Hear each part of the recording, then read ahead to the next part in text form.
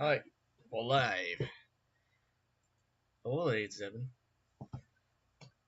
Once again, we're gonna do something different.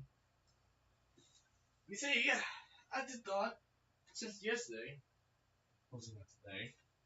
Yesterday was the big release of Godzilla, the biggest versus movies of all times. The rematch, made almost 50 years ago. Yes, folks. The rematch between the god of destruction, against the king of Storm himself. Godzilla versus Kong. And I thought, you know what? Since that movie that came out, I actually thought, what should I do about Godzilla? What are my favorite franchises going up? Well, basically, I was planning on doing reviews of the movies until, unfortunately, life hit me, and I had no time for that. And I gotta be honest, I wish I had, because if I did, I would love reviewing all the movies. Now, I actually did do this on my Instagram. Yes, I actually have an Instagram account. Which I'm actually going to put in the description of this video later on. So you want to go on there and see my in-depth reviews of my 10 favorite Godzilla movies. Well, actually, top 12 favorite Godzilla movies. Go ahead. Why 12? Well, I have to be honest, we know what number 1 is. And I thought, why do 10? You just do 11. So it's 12. You guys ain't Godzilla fan? We all know what number 1 is. So I thought, you just add another one, and at this point, after that, I say, make it 0. Top number 0. My favorite one. I had to delete. Well, I'm gonna get to that in a second, but since I can't do all the movies, I thought, you know what? I might as well just do this. So yes, I'm posting on link all these movies right here. And yes, this is a lazy design. Because I'm lazy. Anyway, I assume everyone knows about tier list. S being the best, and D being the worst. I could do another one, but honestly, you know what? Yeah, we want to know if we could do another one.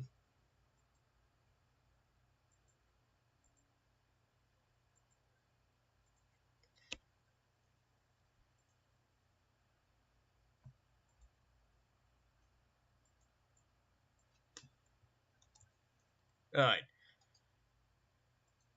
Give it a second here. And email maybe that. And this guy can be.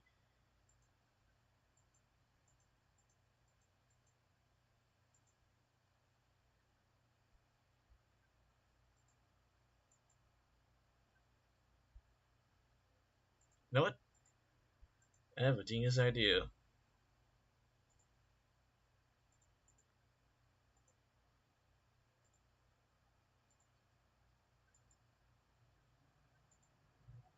The greatest idea. The idea only I can come up with. The idea I see trademark. Anyway, here we're gonna do. That's gonna be the worst, and D is gonna be.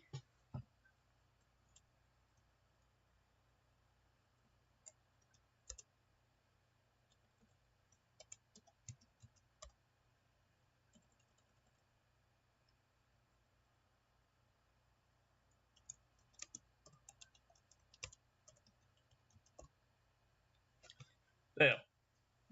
It never happened, and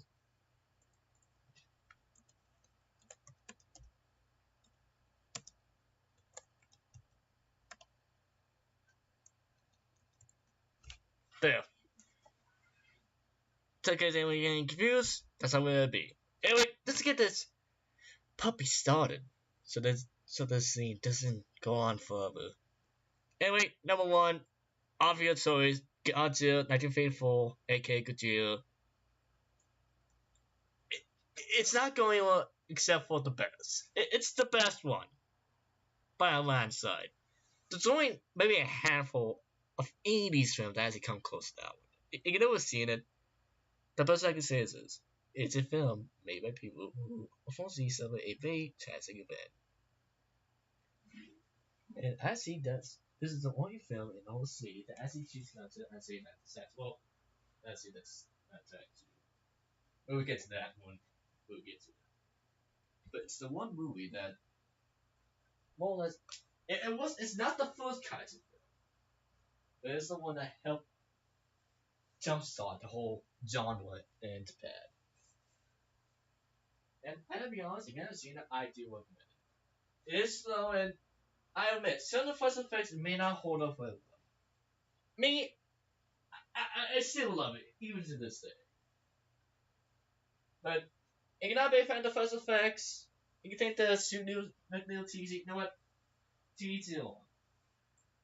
But there's no way I'm gonna put this one even below. There's no movie that's gonna top that. It's the best. It's once again, last thing I will say about the film, it cheats the whole film. Naruto, it didn't even go top anywhere. It treats it as a national disaster. And I'm gonna say this: watch the Japanese version. Don't even watch the US version. The US version is more of a B movie that just happened to have Godzilla. The Japanese one is that masterpiece, the one that everyone loves and talks about. Watch that one. Anyway, Wades again.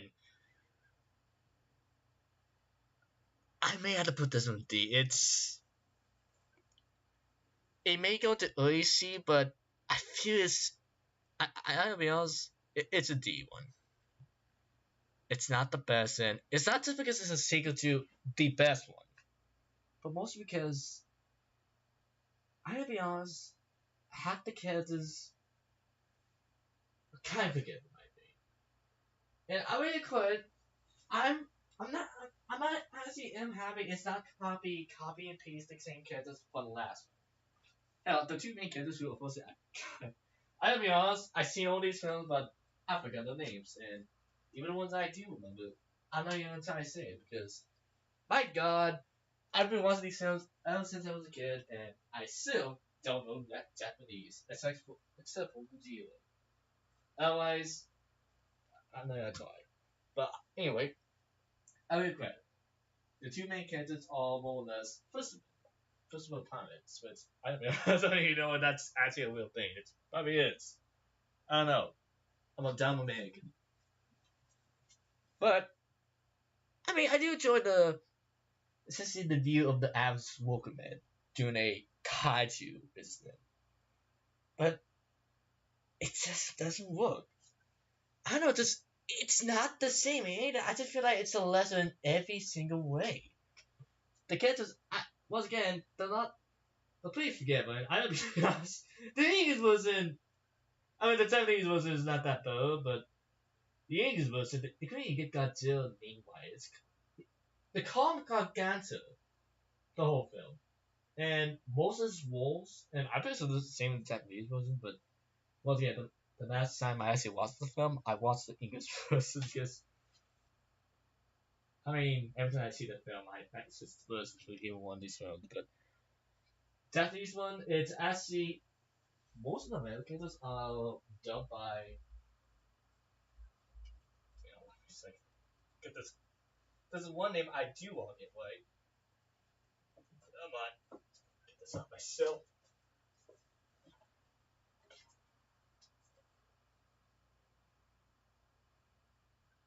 Joel's the god. Yeah, same guy, more or less. Scotty from Star Trek. Yeah, Joel's the god. Oh my. But yeah, just the special effects definitely feels like a step down. It's a lot more puppeteer, and I want to quit. This is the first movie to actually include Godzilla fighting against another kaiju. But I mean, English is not character. Just once again, just the whole story. It's kind of forgettable. The special effects and the whole tone just feels more goofy than it's let's say. And just the whole film feels like a big step down. I mean, it's only made like in 1985, so get it quit. But they have much time to put too much stuff together. But yeah, for the first sequel, it does feel like a big step down. It's not the worst film, trust me. We're not there yet. But anyway, time for the big day right here. King Kong vs. Godzilla. Which, funny enough, it's actually the third movie for both franchises, and it's actually the first one to actually have Godzilla and Kong in color, so it's the first one of a lot of things. Alright, I do need to make this clear. This is not a movie you should take seriously. It's a movie you're supposed to have fun. I'm only putting B. If it's just talk about story and characters and tone, it's goofy. It's that typical dichotomy film you can master for today. The dumb, but it's so fun. That's the best I can say. It's the cheesy film that just has fun. And I will say this: the cost, the suits for both Godzilla and Kong, for especially Kong. Kong just looks like a Muppet that fell in mud that got ran over by a car and may have got dumped in poop, and that's what he looks like. He looks pretty bad, especially that face of his. But once again, it's so cheesy, it works. And once again, this is one of the few times that, keep in mind, why this time, Godzilla and Kong were owned by two different companies, and just have a boost about between the two. That's something no one actually expected. And once again, if you want to have a good time, this is a good movie to have. It's fun, cheesy, everything you want. You just want that. I do recommend, if you want to see it, though. Once again, don't take it seriously. Just see, you're not going. It will not end well for you as you try to do that. But anyway, Mothra vs. Godzilla. Now, in case anyone wanted, no, this is not the first movie that Mothra stars in. She actually did star in her own film before this. I forgot the year of it, but I think it was the 50s or 60s or early 60s. But I will say this. Why Godzilla this? I'm not a big fan of Godzilla looks at the film, and I even joke saying it's Drunkzilla because the guy just falls over so many things to the point where I believe he's drunk the whole time. That's my thing. Godzilla was drunk during in this film. It's a great film. It has a good message about the environment. Actually, it has some surprisingly good characters, and I just love the music. It's once again, it's one of the best of the genre, and this movie actually does show Godzilla the god of destruction. Like, despite him being Drunkzilla, in my opinion, they do show he is invincible. They do try everything on him, and the first effects are a big step forward from the last film, and it's A. I mean, yeah, say what you want about a giant bird fighting against a naked lizard, but there's a reason why this is actually one of the most popular and beloved of the series. And being the full movie, and then like technically there was a big film in Toho because keep in mind, both Godzilla and Mothra started their own movies, then they fought. It's kind of like Iron Man being Captain America in one movie before the Avengers. That's the best I can describe the Zone series with. By the way, every film that came out in 1954 from 1955 to 1975 is the Zone series. It's the first series, and typical every other Godzilla series or kind of most every other Godzilla series that came after a movie try and copy the Zone series. And it does include Toho, properties going Rodan, Mothra, Then Unbelievable, and some other films that I forgot the name of. Oh my god. Maybe King Kong Escapes and World of Gun Dancers. I could be wrong on World of Gun Dancers and King Kong Escapes, but most of the 50s to 60s and 70s Zone films, the whole film that have all time monsters, they're all connected. And especially the early Godzilla movie, they do mention something. You don't hear some of the monsters' names from one movie to another, especially for this one from King Kong, because technically, I don't believe Toho owned the license for King Kong when this film came out. So I don't. So obviously they casted the word King Kong. Though, mind you, I did see all these films, but I am going off script here because, well, I don't think it's as funny if I do that way. But anyway, we gotta keep this puppy moving. Alright, Godot at Giza, the three-head monster. Second for this one fell right behind me. Alright, Giza. This is the first film for Godot, Big Bad, Officer. If Godzilla's Batman, then Godot will be his Joker. And I gotta be honest, I do really want it. I do feel it's actually far better than Marvel vs. Godzilla. And I will say this, it's a big surprise because I wasn't a huge fan of this film when I saw it the first few times, but I do recently watched it. It's surprisingly effectively. Now I will record the jokes and some of the continuing moments and some of the fight scene are no goofy, but I will say that it does have some good, actually tense moments in the film, and it has a good duet, especially with Godot, with Gita. Okay, never mind. This is the only time I'm gonna call him Gita because technically the Western state they do change his name to Godot, and I know some fans out there like to call him Gita. Listen, I grew up calling him Godot. That's what his name will be. Anyway, this is probably my favorite origin to Godot. Most because, well, right before you see him, you just hear the last right despair of a alien, the Venus, just explain that Gita, a creature that wiped out all life on Venus, is coming to Earth, and there's nothing you can do to stop him. That the only hope is to leave before it's too late. Just bring the dread of him coming. Because keep in mind, the funny part is Gita was kind of the Thanos of the Shonen series. At least the first half. He was more like the big bad.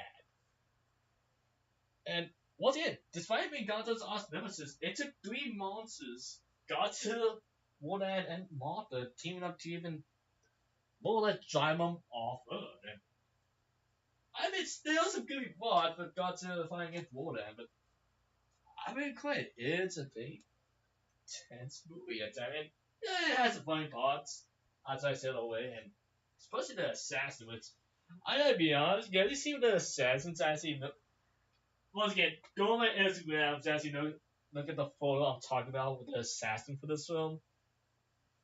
I don't know what country they're from. I don't think they even state where it's from. But I'll be honest with it looks like they're from the North Pole. Because the assassin looks like an elf. Well, I just put his outfit. Like he's an elf from a old soft motion Christmas festival. Special right there. He is fine looking. But other than that, it's a great film. It's one of the best of the Kaiju series, and it's not only the one that actually introduced Godot, one of the big five. Big five being Godzilla, Mothra, Wodan, Godot, and Big Godzilla. We'll get to them soon.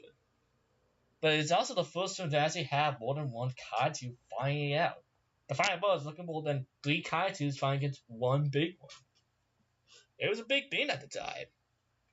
And I gotta be honest, of the two, I do feel Gita, the Three Monster, is my preferred favorite. Alright, next one. Evading the Last Monsters. Now, this is the movie that first saw the big turning point with the series where it became more science fiction oriented. And I'm gonna give it a C.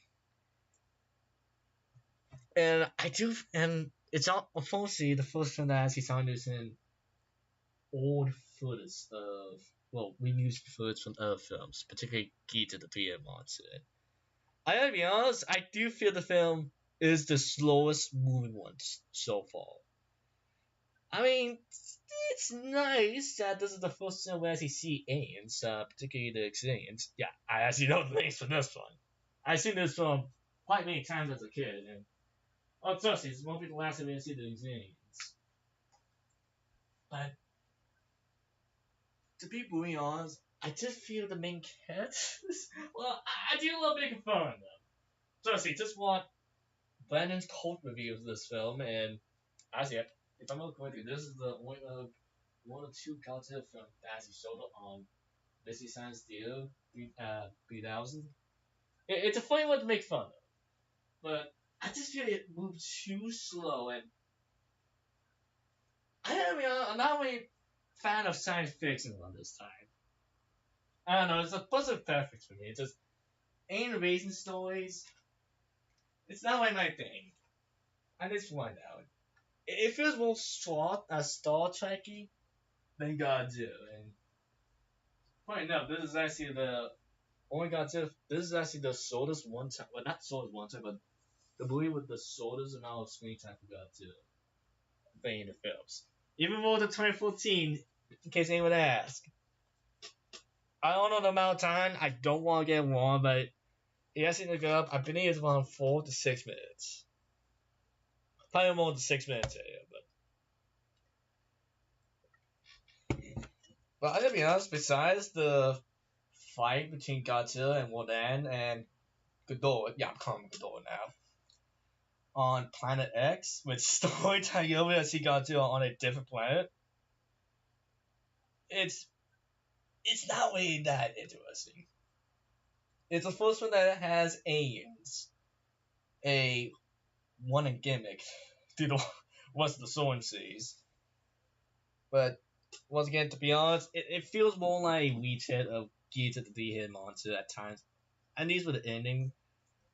Though just Godzilla and Rodan, yeah, Parker's not in this one. Showing Japan on with Gear till the aliens lose control of the monsters and Godzilla and Rodan team up against Gear Ghidorah again. But more or less, just watch Gear the Three-Headed Monster. That's the better one. Invasion of the Acid Monsters, I mean, it has my favorite alien designs in the Soren series, but I mean, besides the science fiction and the alien elements, I'm not a big fan of this one. And here's another stinker, Godzilla vs. the Sea Monster. I will say this: the goofy of it's so genius. This is I believe around the time of the Godzilla series, I'm something getting told the kids. I do know they start doing that, but I don't think it's one that I don't know if it's one this time or not, but this is one of the less times. The Soren series had the most of the Godzilla films, but it unfortunately has some of the worst ones, in my opinion. CUD, I mean, it's either a high D or a low C. I'm gonna go with low C, and by the way, you know, I will change the order of the films. Like, I can do this in case anyone wonders. I'm not just putting them, second and back. I don't know. I'm not a big fan of tuners when they do that. But anyway, back to the sea monster. Oh, by the way, the sea monster is Elder. Yeah, the other title of the film is Elder Hold the Sea. And by the way, Elder is a giant shrimp. And that's not me making a joke. Elder is Japanese for giant shrimp. So Godzilla's literally fighting against a giant shrimp.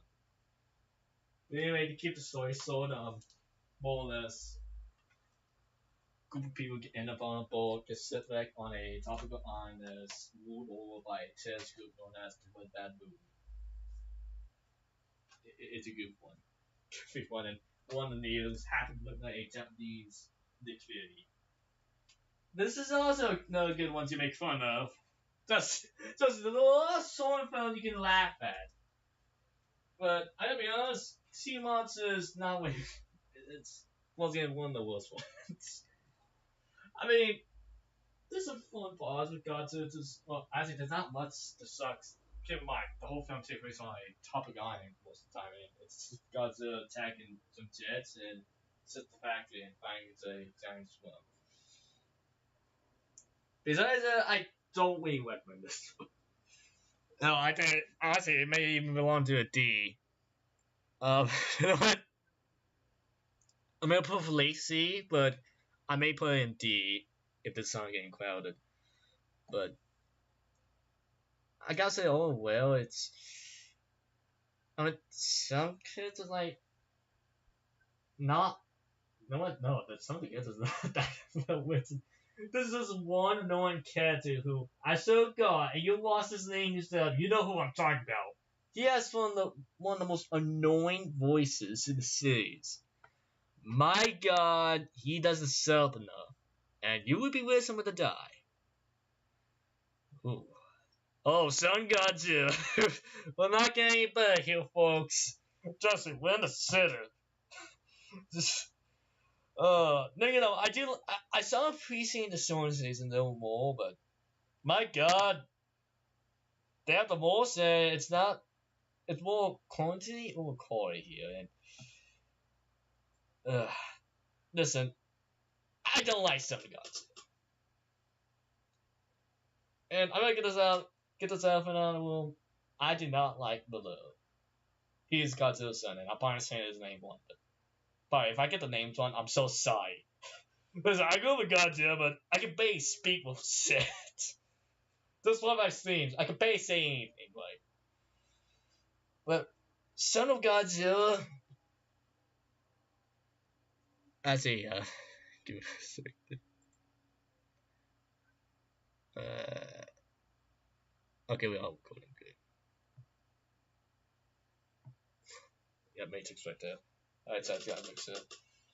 I mean, honest, Son of Godzilla. Yeah, but no. I hate his design. He looks nothing like Godzilla, and he doesn't even look that cute. I just feel it's more goofy. He looks like the Pistol Doughboy more than anything else.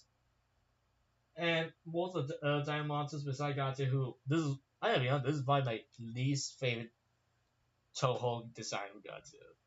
He looks pretty bad, spicy to head. But most of the monsters are nothing more than a giant praying mantis and Commander, a giant big ass spider. And they all like spiders.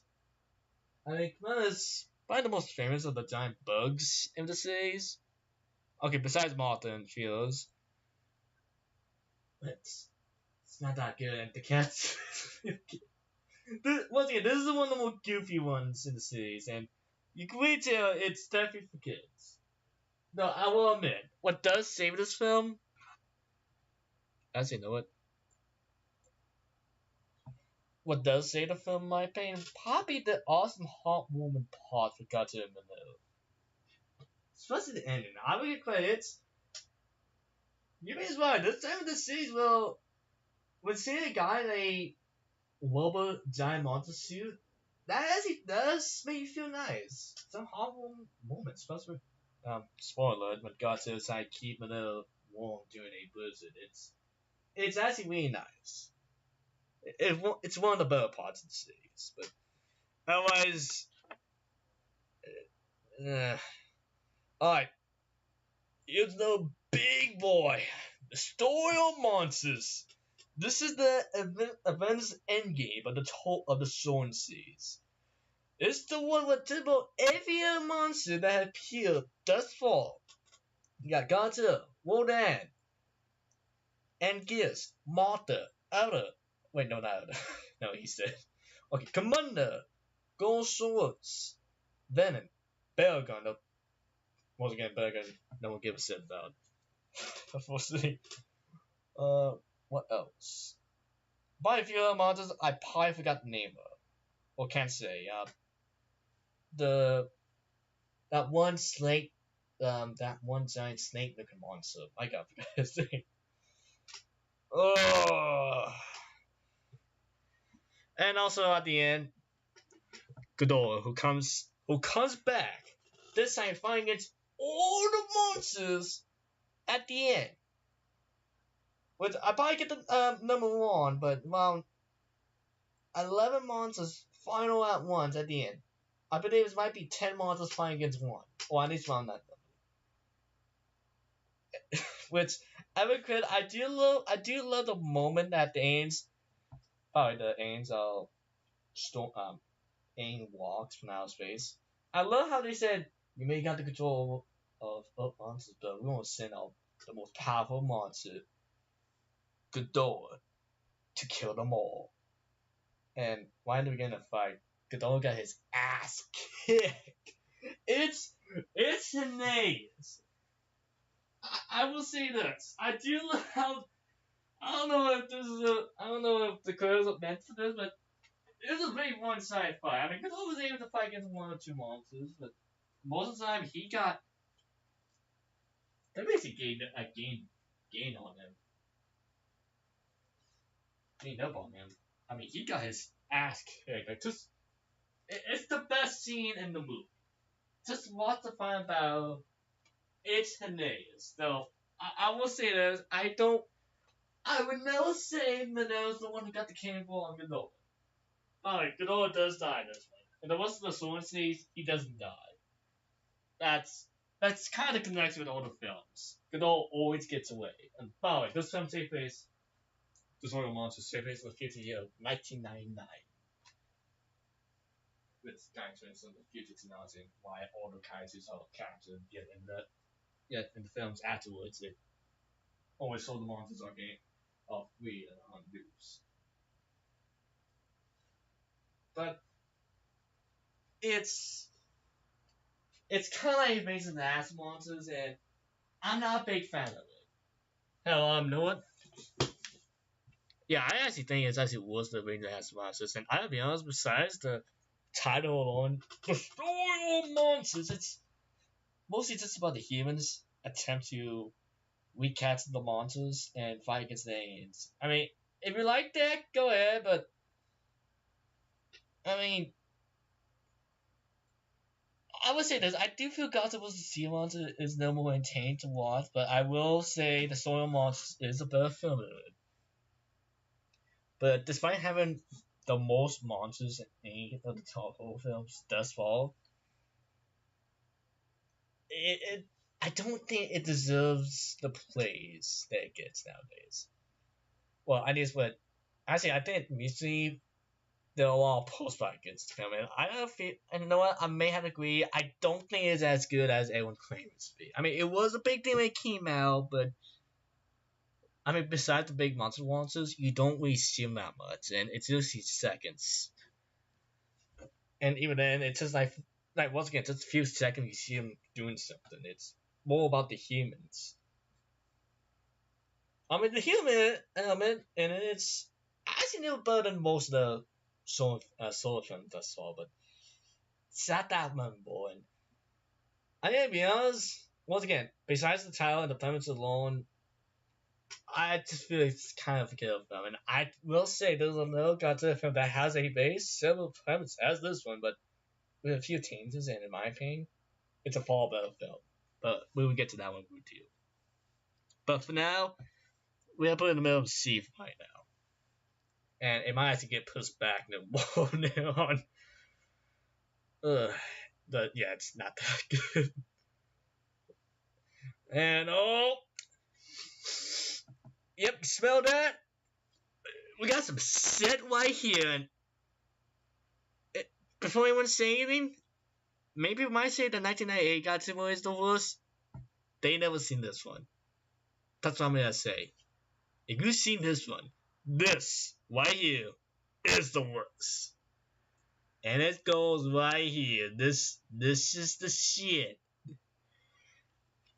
And why is it so silly? Well, you see, during the Shonen series, there's this meme known as Kenny.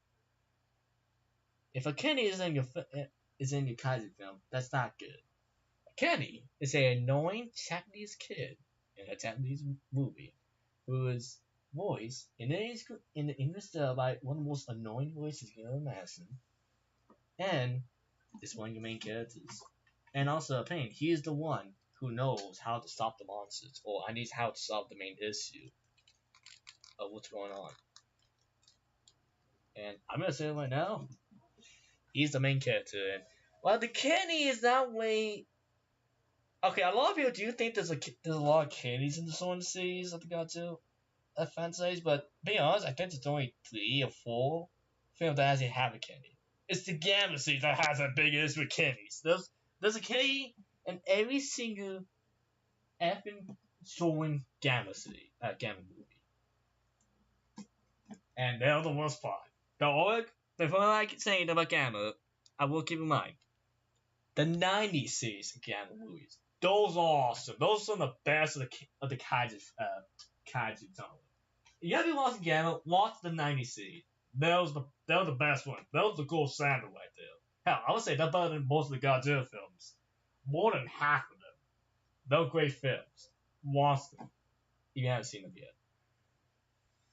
You want to know who Gamma is. But anyway, yeah, Godzilla events. Not only do they have a Kennedy, the story is nothing more than I can almost say a whip-off of Home Alone.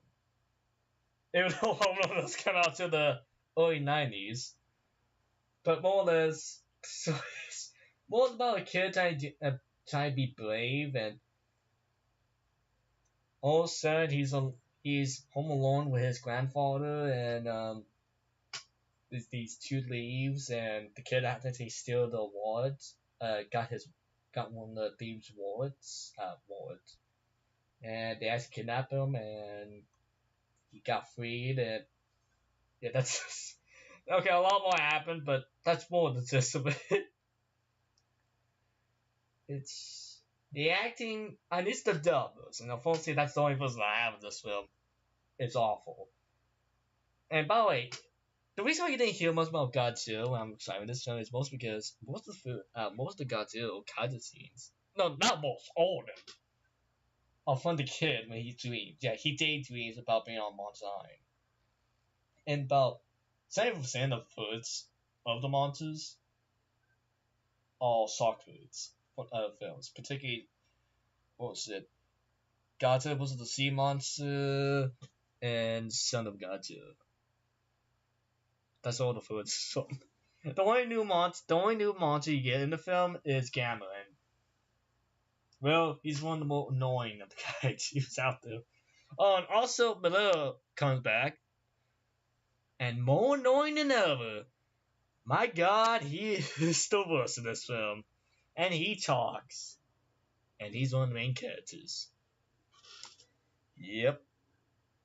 Now, I will say this. The only positive thing I will say about this film is this.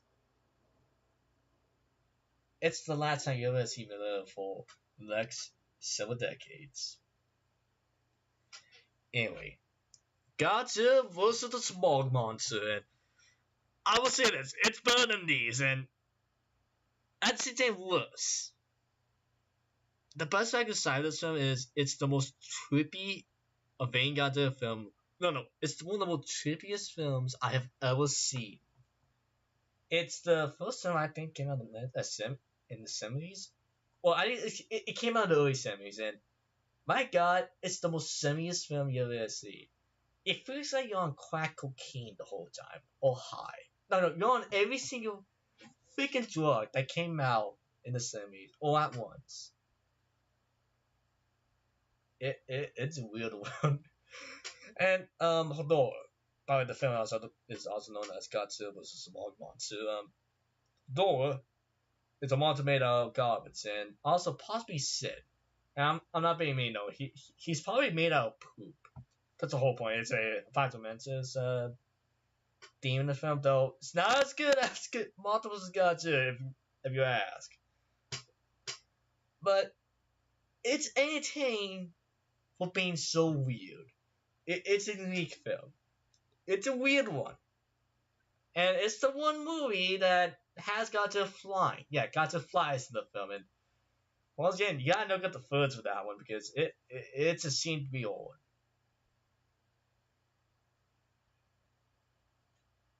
And I will put this top 2C because, my God, it's probably worse than all three of these films, but I feel it's the most entertaining of them.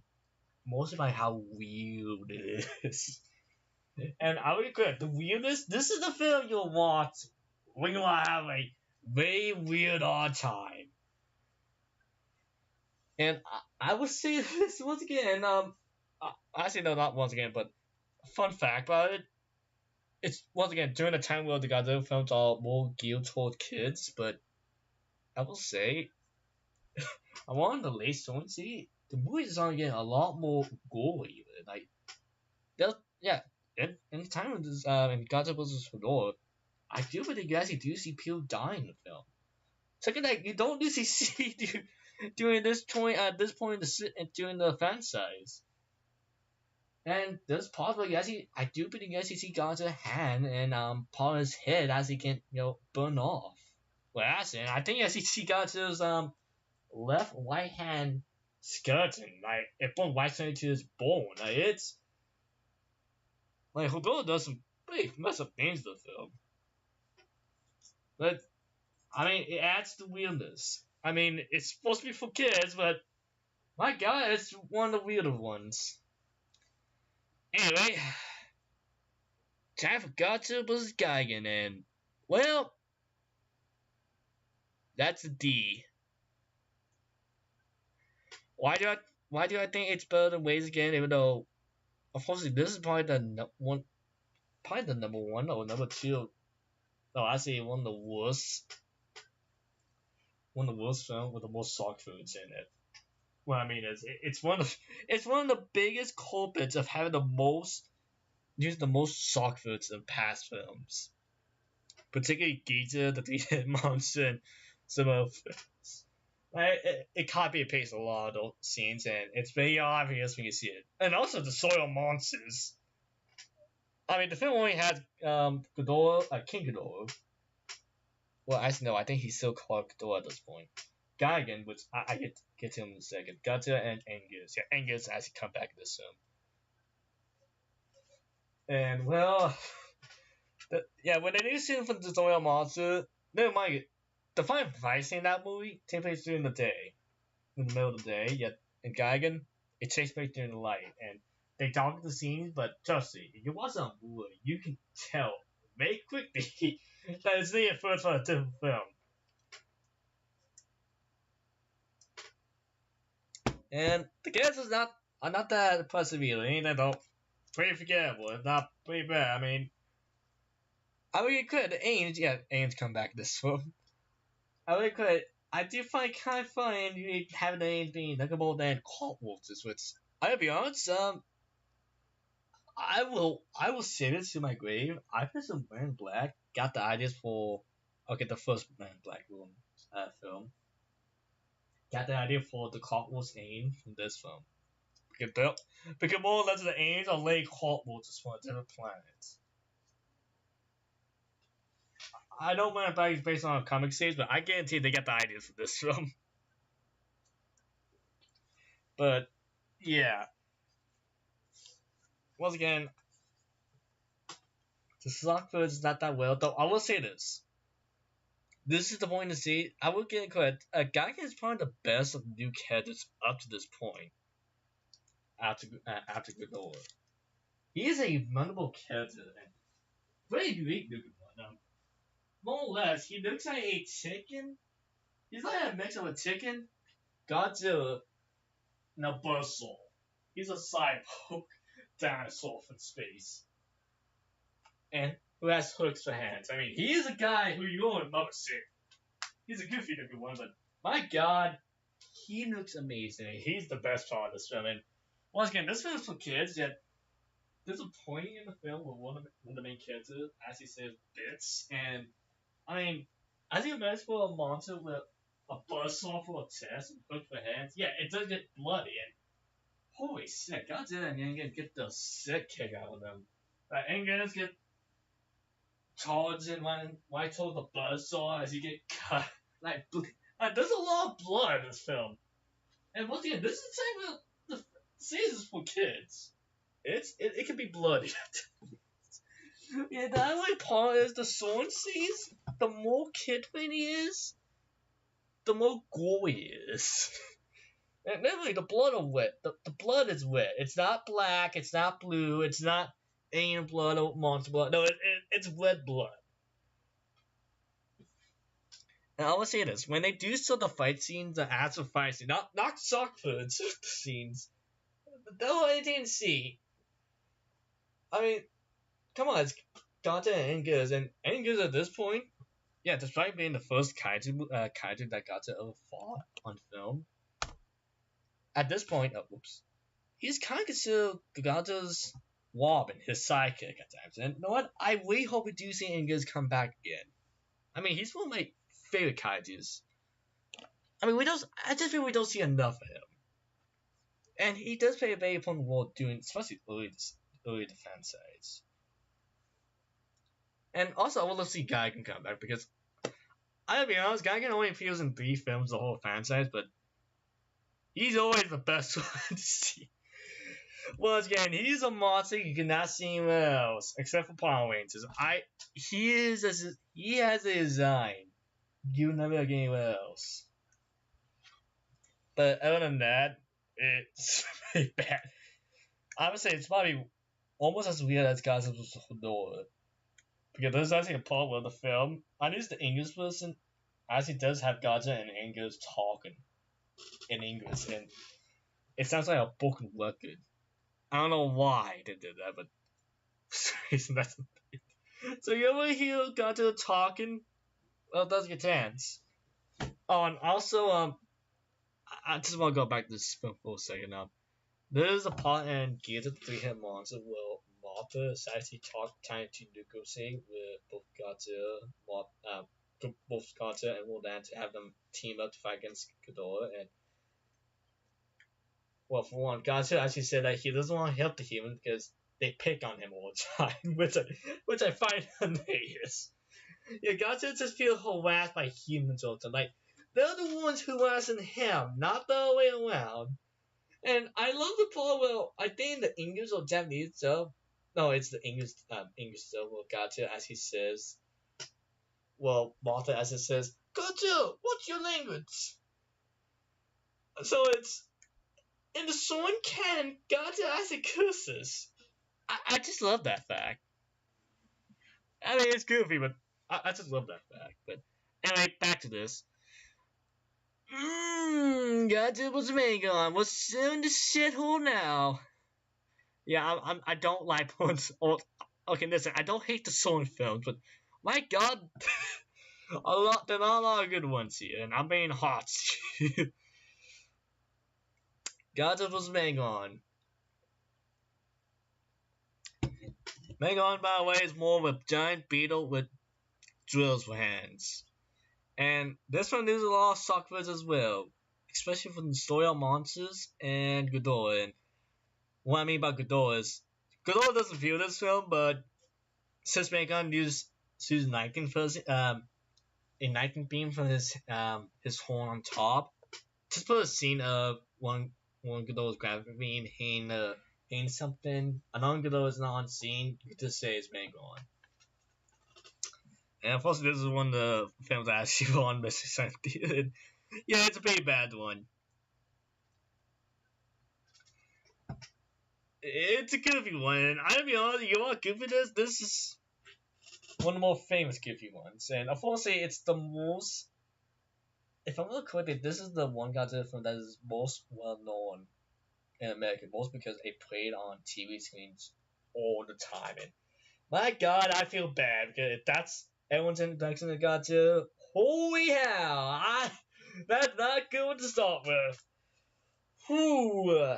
And I gotta be honest, Godzilla does not appear in the film until probably the last half of the film. And they know it's more about Tita Jaguar. And I mean, Tita Jaguar is more or less a ripoff of Ultraman, but he's just a fun time character to see.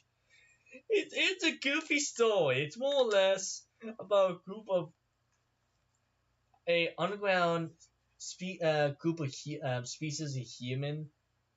Was it Atlanteans or something? No, not Atlanteans, but there's some race of humans who live underground for thousands of years. But when normal people on the surface are testing nuclear bombs all the time, it kind of pisses people off on the ground and say, you know what? We're gonna send Megon out there to destroy mankind, so that we don't have to hear nuclear bombs going off every freaking day. And I mean, I feel bad for him, but at the same time, it's not like this. People on the surface know about him.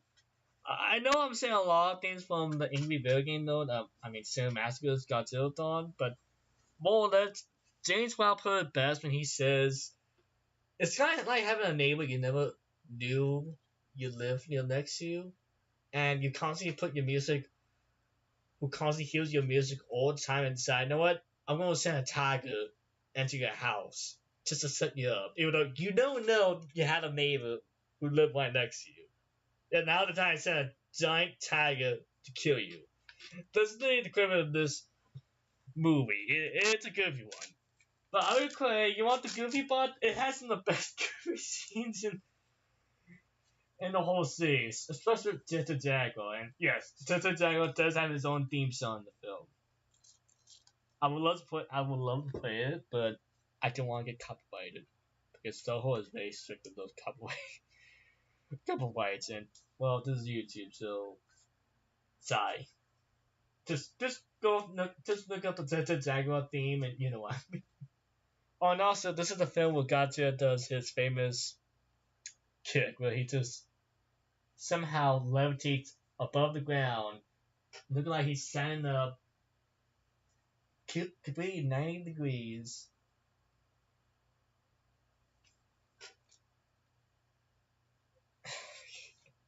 I thought it was 11. It's something you have to see to believe. I don't want to go look for it because I want to keep the focus on this, but I mean, I might upload this on a different channel just for the best parts, but it's a good scene to see. It's one of the funniest. It's one of the funniest ones in the whole series. But it's a very bad one. It's a dumb one, but it's a fun one. But it's more dumb than fun. Though I'll be quick, it is the last Kitty Godzilla film you're gonna see. And hey, another positive is this is probably the only film I've ever seen where you actually see a kitty get punched in the nuts. No, kick in the nuts. Yeah, I kid. A 10-year-old to 8-year-old kid got kicked in the nuts by one of the bad guys. Not once, but twice in the film. And the film is for kids. Oh, I was just dying of views. Somehow I'm a big fan of it on movies. Not in real life, but in movies for some reason. Anyway, Godzilla vs. Mechagodzilla. The introduction of Godzilla's second most popular rival. And this one's going to be. No, what? No, we're going with A. Yeah, the song says. I don't know. I forgot who came up with this, but they mother said, you know what? This stop making bad Godzilla films and actually put some effort in it. So, what if they have Godzilla go up against a robot, but not just a robot? A robot copy of himself. Mechagodzilla. Big man boom. There you go. Now, I want to make this clear. This is the best way I can design the film. It's a Saturday morning cartoon. It's dumb fun, but unlike the previous films we have seen thus far down here, it's far better than those.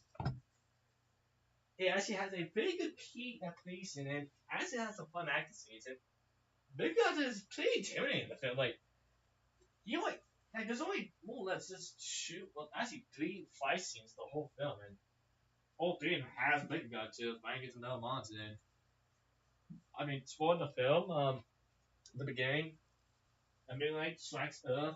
We see Godzilla popping out of the cylinder. He looks odd, and his war sounds very mechanical, and he fights and gets out of nowhere. Almost does the King Kong jaw whip on him.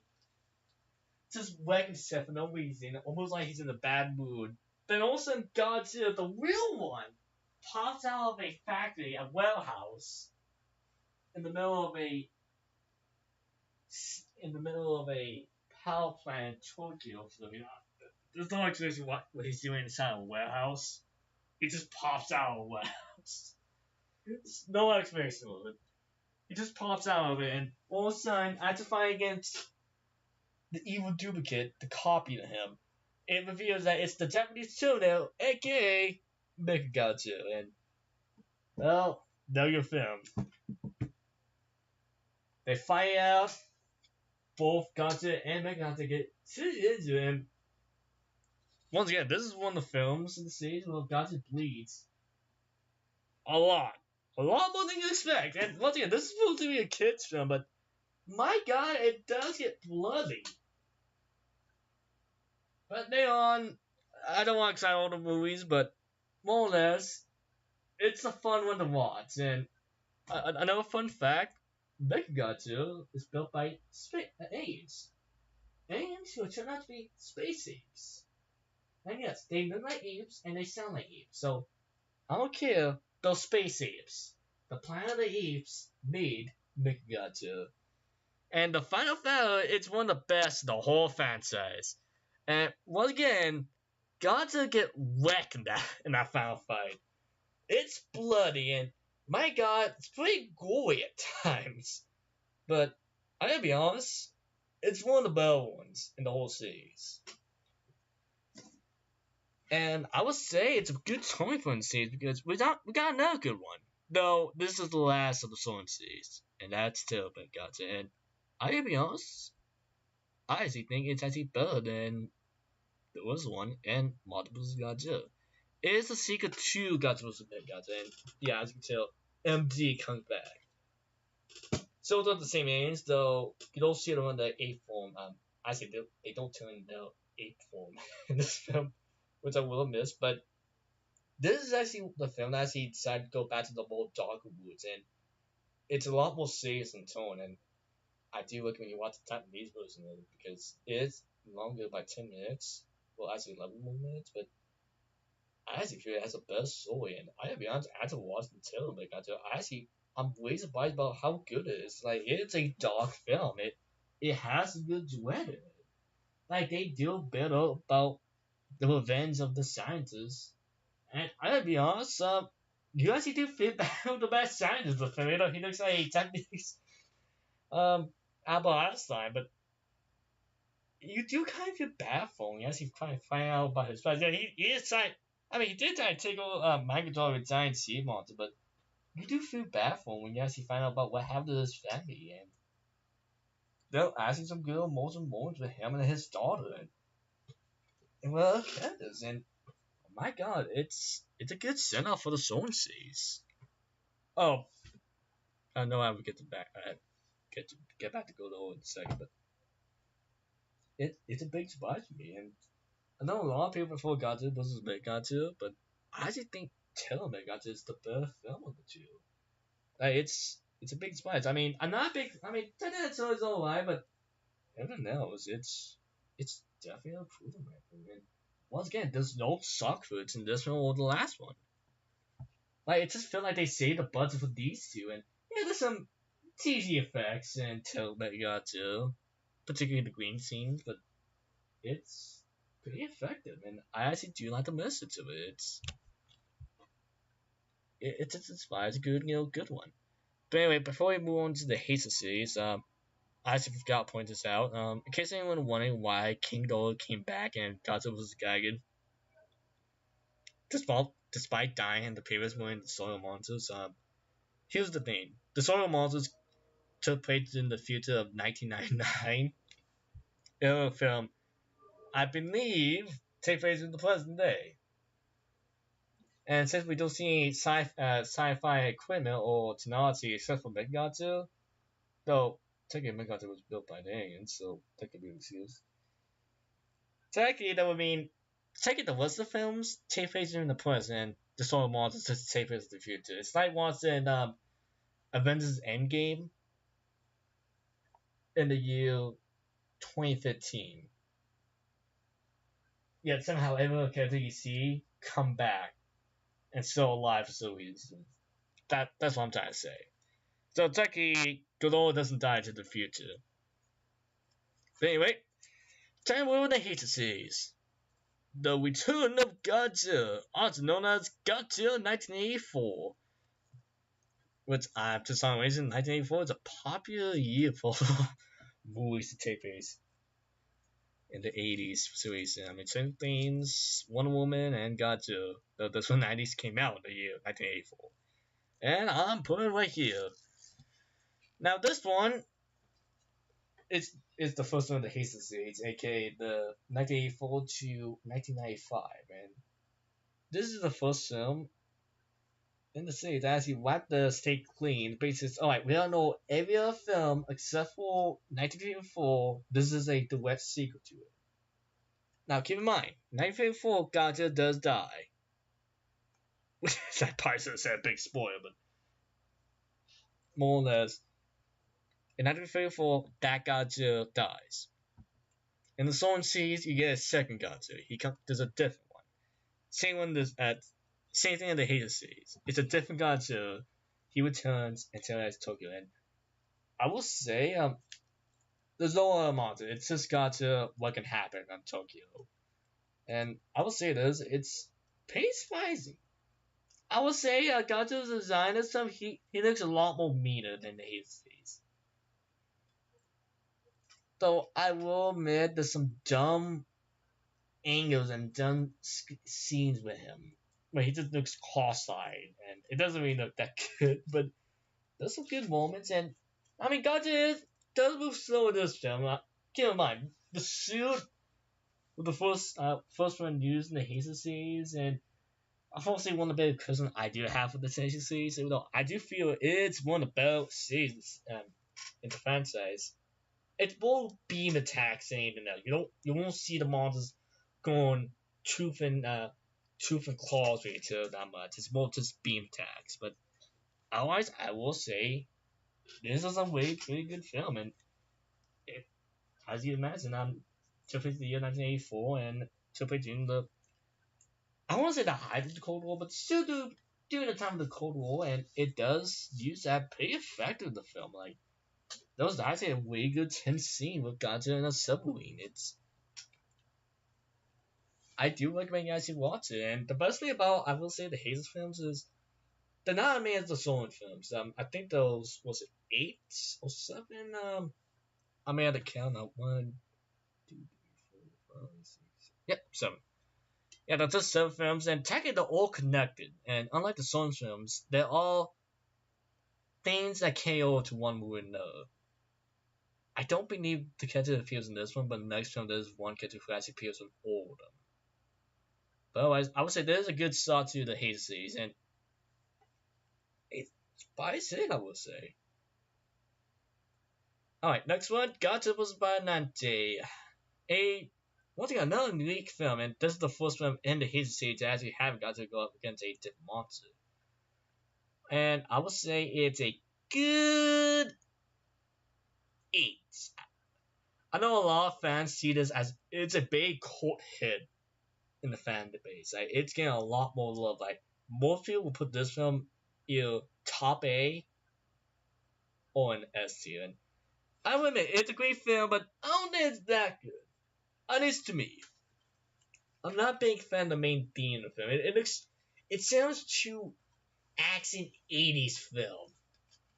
And I took it out of Commando or James Bond. That's what I mean.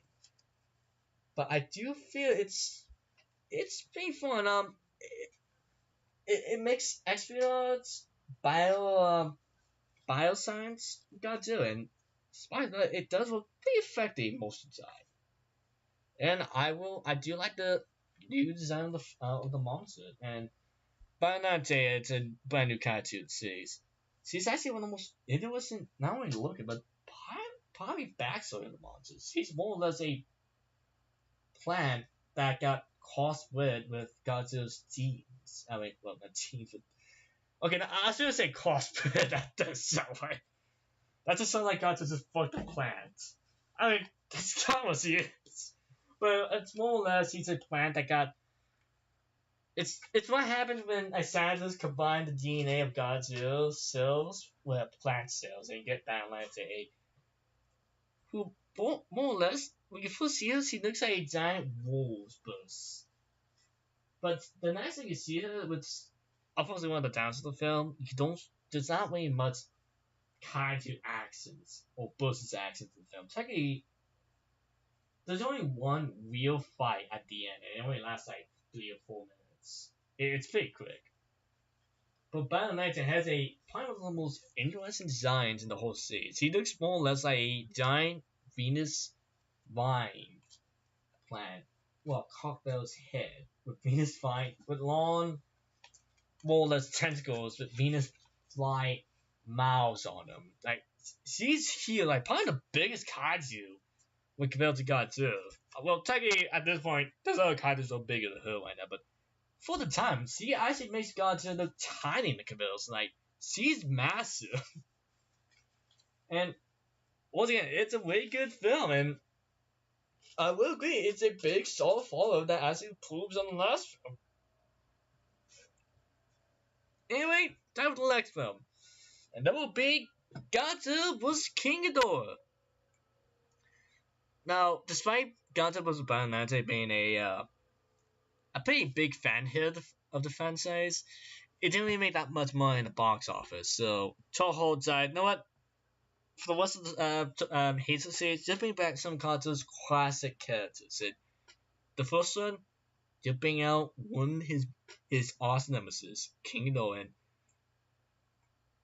I'm gonna put this puppy right here, and that's going there. I will say this: the story probably is worse than Bionicron. But what I think actually make it work far better than that film, it's mostly because it's more creative than that. Mostly because it's pretty confusing, but more or less it involves time travelers. And I will say that despite this being my favorite Toho design of King Ghidorah, it's one of my least favorite of his old stuff. It's more or less a bio monster made from the future. With a mix of ways. And, I mean, I like to kind of tie in that he's made the same way that Godzilla was created. Kind of make it more equals. That they were born of the same thing. That instead of Godzilla being created that way, King Ghidorah is replaced. He got replaced with King Ghidorah and things like that. It's a confusing story, but it's one of the more fun stories of the Heisei series. And the fight scene is actually really effective, I would say. And I think what made this film probably the best part about the film is I do feel the theme and message does work the film. Now, let me say this. First glance, it does seem like the film trying to be more pro-Japan, especially in how it teaches World War II, or it made in like the Japanese kind of victims. It's, I mean, I can't say all the soldiers are evil. I can't say that, though. They're not only the heroes of the story of World War II. And it's not really about that. It's more about, for us, the whole message of the film. I need to like guys, what happens when greed turns good men to who want more and more power, and that power kind of turns them into it kind of turns them away from what they used to be. They used to be humble, honest, good people. That greed and power kind of turns them into something worse, more or less, kind of ends the story. That's why I got the point, and I do feel that's what they're trying to make it clear, that more or less the future people came back to more or less prevent Japan from becoming that powerhouse who kind of someone taking over the world and trying to prevent them from becoming that. But only for most of the times I decide, you know what? No, we want to keep that from happening. We want to keep that to happen. We want that to happen, but we want to be the ones who rule over Japan. And we want to make sure they do it our way. So we're the ones who rule over the world. And then kind of have, well, Japan kind of abandons that since it does heavily imply that the company that does kind of give that does help Japan reach that power got destroyed by Godzilla, so that talent is gone. But anyway, the main reason why I feel is one of the better the Godzilla series is. Keep in mind, when this film came out, the Heisei Godzilla smaller than. In the last two films, he was the bad guy. He was against humanity. He was wrecking them. He was the enemy of them. He was not a friend. So this one, when they brought Godzilla back to fight against King Ghidorah, it's more or less good news, Godzilla's back.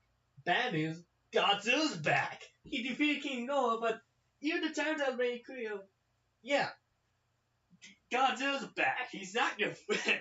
The only thing you did is just replace the monsters you had thrown in Japan. Hell, you probably made it worse because at least with King Kong, we could control him. Godzilla, you're not controlling him. He's the one who destroyed Japan. You did so yourself. So you want to do that? Go ahead.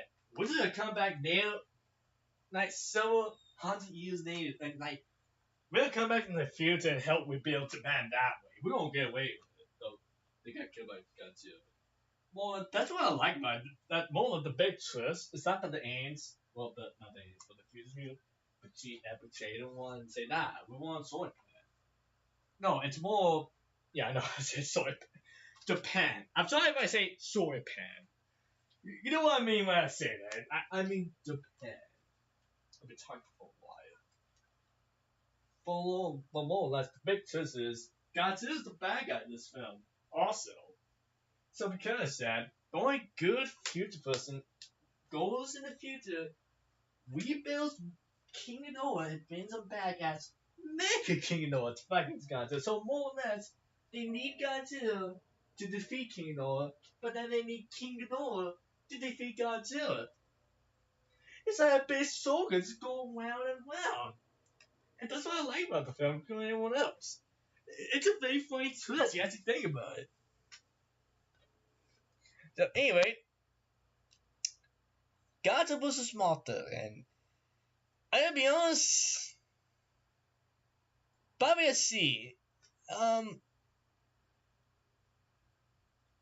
gonna put it right here. It's one of the it's in my opinion the worst of the Hazer series.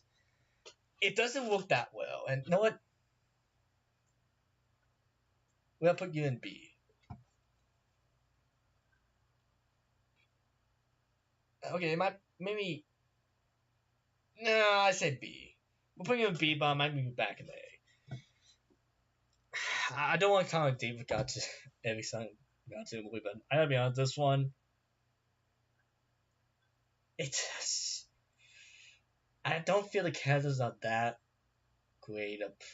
I mean, I don't know why, but the story is kind of alright, and Martha's. It's not really that much. Anything. The only new thing I will say about the film is, yeah, more or less an even version of Martha, which is Batter. So essentially, you get three monsters: Godzilla, Martha, and Batter. I like the idea of Batter. I will say they will make a solo Martha movie. Have Batter. He's the perfect opponent of Martha. He's more or less. The best I can say is Martha was created by the Earth to be essentially the defender of life, but Batter's meant to defend the planet, the Earth. So in other words, anything that harms the planet, he will kill. He doesn't kill about life. He will kill anyone who will harm the planet. Even that means he has to destroy your life. So that's kind of the thing about Batter. He's not evil to say, but he's more aggressive and hostile. So that's what I like about him. And they more that team fight against Godzilla and blah blah blah. Anyway, on to the next one. The last of the classic characters coming back to the Godzilla series, and that will be Godzilla 2. Well, at least the Hazer series, and this one, I don't know which one to put right here. It is a good one. I will say that. I do like the theme of the music, which, by the way, there are some good themes in most of the Godzilla series. In my opinion, King Ghidorah's best theme, will be in this film. And this one has a great Godzilla theme, and I would say this: I like the body design of Godzilla. I'm used to it, but I'm not really a big fan of it. My throat was getting dry here for talking so long. But I don't know, I'm not a big fan of Godzilla's head this one, but I do like the story, and it's actually more of in a gray area with who's the bad guy in this one, Godzilla or Godzilla. This one, it does have Godzilla's son in it, well, more of adopted son. He's, alright, in case anyone wondering, no, Godzilla's son is more of his adopted son in old incarnations, but in this one, I think he looks like a Godzilla. Like, he looks like a baby version of him. So thank God whoever came with that design, thank you. I would say it is a pretty good one. Though I would say this, I do regret on Instagram putting this one as my top 11 because I do feel there's another big Godzilla that I actually think is better than this one. But I would put this at the end of A. It is a good one. I will recommend it. It's one of the better Hazel series, and also it feels more connected to the main overall story of the Hazel film than Godzilla's Monster. Mostly because this one just feels like it just comes out of nowhere. Kind of hurts the fall. I feel like this one, except for Godzilla's son, I think it came after this one. But I don't know. Maybe that wouldn't work. I don't know. It just doesn't even work the flow. This one has more connected with the last film, with more or less Mechanicina is used to build Mechagodzilla, which gonna be a big spoiler to the last one we're going to this year, but I won't say anything about that. I said that 2 months. Which once again, I'm so sorry. I'm so sorry. But anyway, next film, Godzilla vs. Space Godzilla, and I'm going to put this right here. No, not right here. It's the second worst of the Hazel series. Yeah, Space Godzilla is the same name and pretty same design, but I don't mind it. I mean, I like the theme of him, but sorry. But to be honest, I actually think it's fair. It's overall.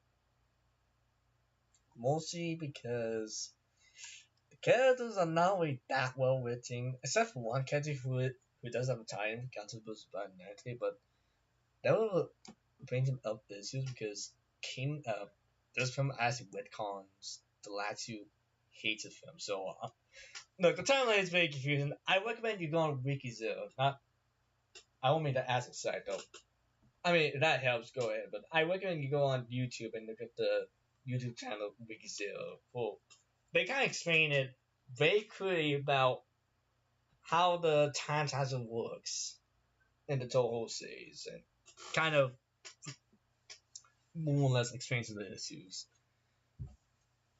Make it a little more clear. But anyway, okay, it's kind of weird. I mean, I do enjoy the fight Godzilla against Space Godzilla, and Mugen is alright, but I gotta be honest, it felt like it was supposed to be the big moments, one of the big moments of the series. Like he was supposed to be one of the big bads, like Godzilla's superior. Like he's Godzilla, but he's stronger in every way, and it did feel like that. But I don't know. I think the beam attacks in this film was one of the worst elements, and unfortunately, it does show that the beam elements are probably the worst part about the hit series. It's really bad in this one.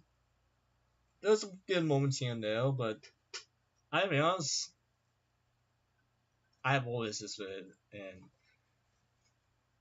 I mean I don't think it's that bad as Godzilla's Monster, but that's not saying much. It just gets by feel amount. But anyway, this one, Godzilla was a story. The last film in the Hazel series, I might actually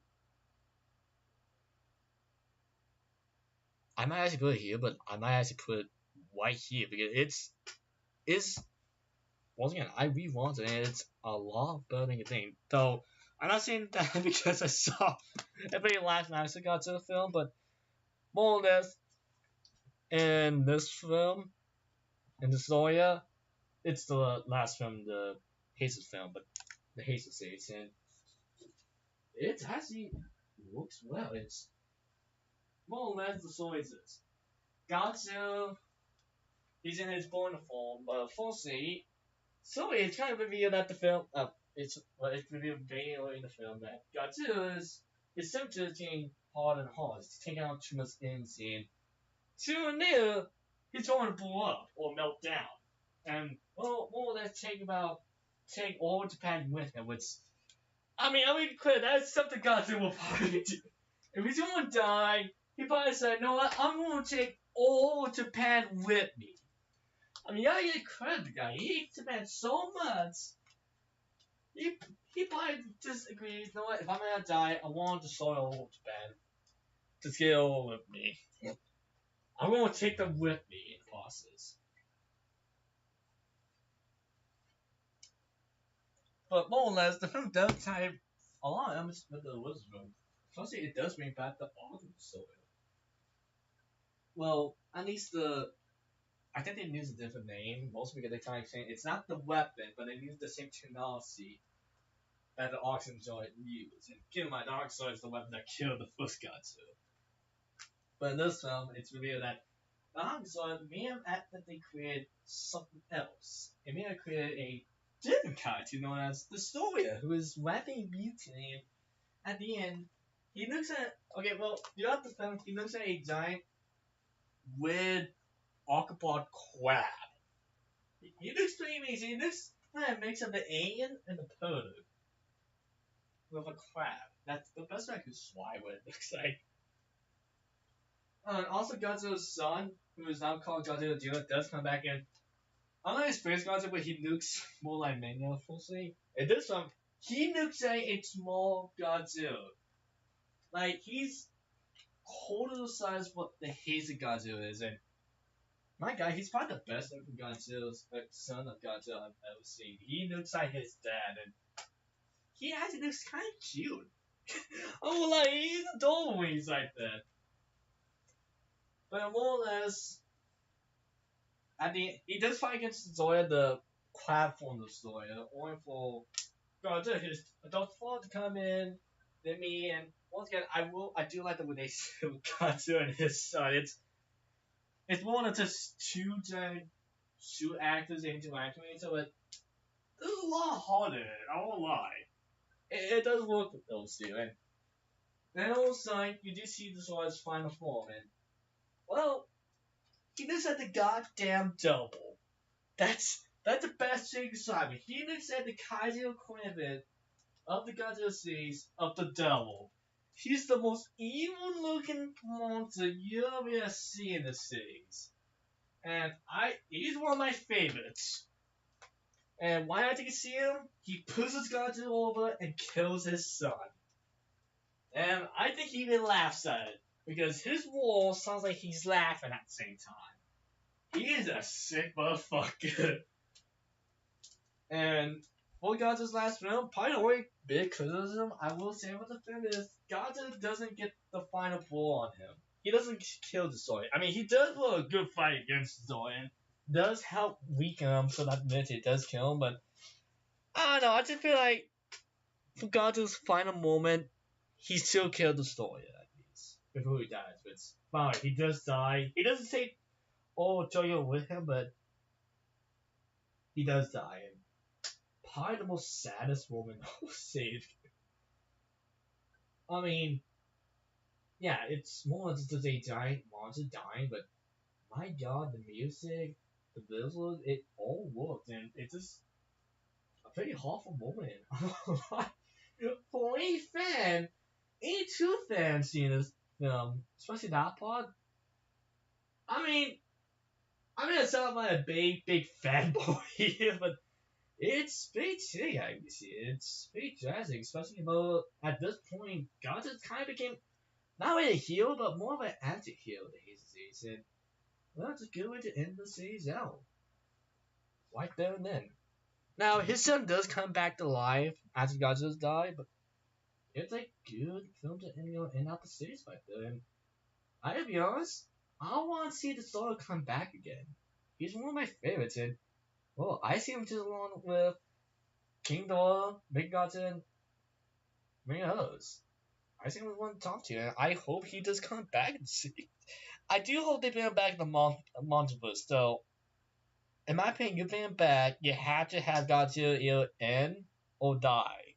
I don't like saying I want Godzilla to die, but he needs to appear when you want to end the series out. That's what made him so interesting. He just came at the end, and he is the ultimate villain. You're not gonna find a song kaiju than that, and well, time for the back seat of the series, and that would be Godzilla 1998, and I'm gonna be honest, it's kind of hard putting this in. It's not a bad film, but the worst part is how they treat Godzilla this time. And I'm gonna call him Zilla because that's what he is. He is Zilla, told did by the rights of this monster and renamed him Zilla. And, I mean, he's no god. It's not god awful, but there's a lot of stupid moments in this film. And before I even say it, I'm not saying it's bad, but my god, the stupid moments hold this film back.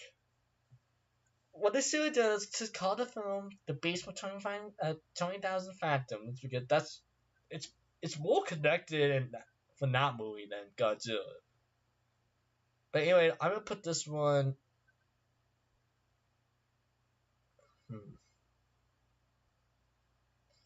I don't know if I say kudos here because technically it's not even Godzilla in this film. So you know what?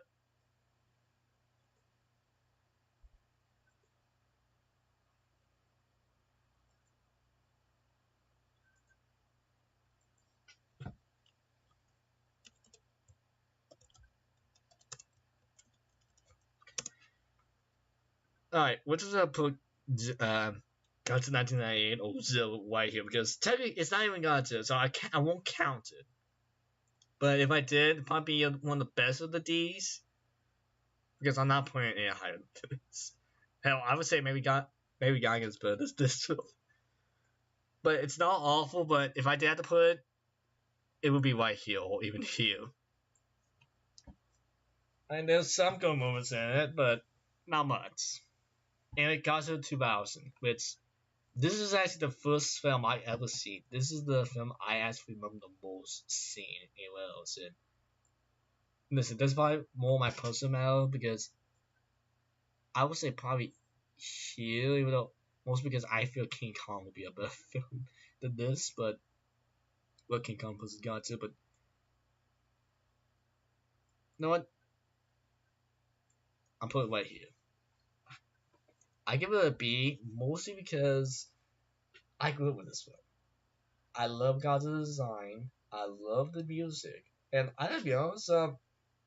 I do feel the Japanese version shows more scenes, and Mandalorian scene does have the story more.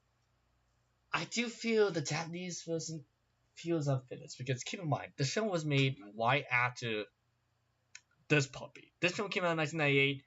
This film was made in 1999.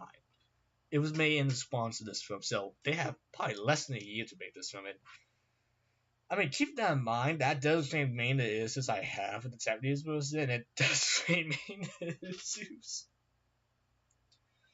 But if I gotta be honest, I recommend watching the English version because that feels it makes more sense. There's a lot of odd moments in this film, and I do feel like they need some more time. And the CGI, my god, the CGI looks pretty bad in this film.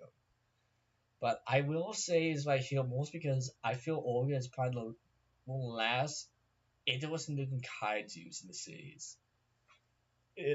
The best I can describe it is he's an alien who can copy and attempt to become a more of a copy of any other kaiju. You don't see him truly become a copy of Godzilla, but he does attempt to do so. And he has a pretty interesting, and I do love the design of him. And I do hope we see Olga come back, and I think it would be a good. I have an interesting idea how they could do it. Maybe have a film where it seems like Godzilla's going around attacking cities for no reason. It's just acting odd and more aggressive than usual. Only to have the real Godzilla come in and fight at the imposter, only for the imposter to reveal to be Olga. Because I would love to see what will happen if Olga became Godzilla.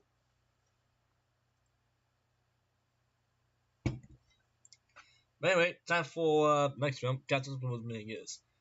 This one I do feel has more time and feel more like a more finished film than this one. The Godzilla 2000, but I have to put it in C. It's the worst of the Mayhem series. Meg is, I mean, I don't mind the bug.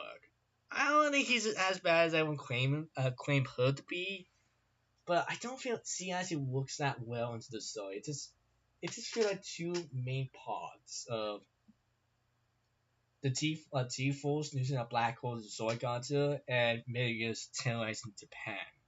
And the story don't really tie in together that well. And once Mega dies, it just feels like whole story just ends. And well, technically it does, but it just feels like a good, well used and ties in that well to the very end of the film. It doesn't feel like, oh, that kind to kind of how to put in words how I feel about it, but it's more or less it doesn't feel connected or strong, bind together, work well with each other as much as it should. And I think that's what hurts the film the most. I would say the characters are the best parts of the film. So is the music and visuals. And I could put in beats for that, but I feel the story does kind of hurt. But I will say this: the blueprints of the characters do come back near the name seats at this one, and does as a payoff. But anyway, TMK or Godzilla, Martha, and King of the Title Monsters Out Attack. That's the full title, folks. It's a big ass title, and also Baragon is in this film. But once again, Baragon gets no love. But the other thing I need to say is this: this film was also made by directed by the same guy who actually made the '90s Gamma series, and I would say it does feel almost mythical in a sense. No film all.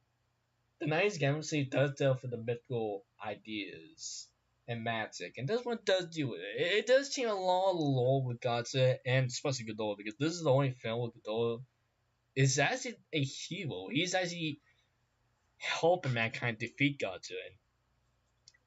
And I mean, say we go on about how they changed the origins of Ghidorah from the '90s version. Well, this one is changed the origin even more and maybe even made it worse. But I gotta be honest.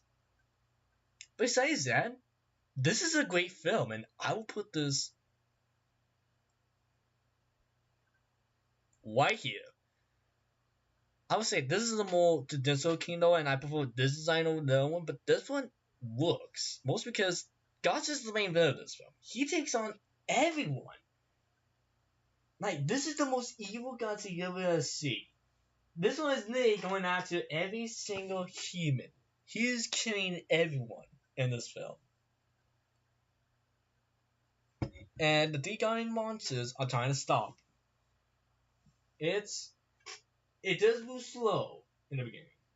But trust me, just stick with it, because once Godzilla shows up, it's a non-stop roller coaster. And the action just build and build. And by the time you get to Tokyo, it's a big explosive battle. A battle that I can almost say is the most Michael Bay Godzilla film so far. It's a fun ride. And once again, besides how much it changes the lore of the characters, it's a great film. Though I will say the director originally wanted Angus and Venom to actually star in the film, so Ghidorah and Martha. So technically, that's why Martha and Ghidorah act so weird in this film. It wasn't meant for them, but I didn't look out for them.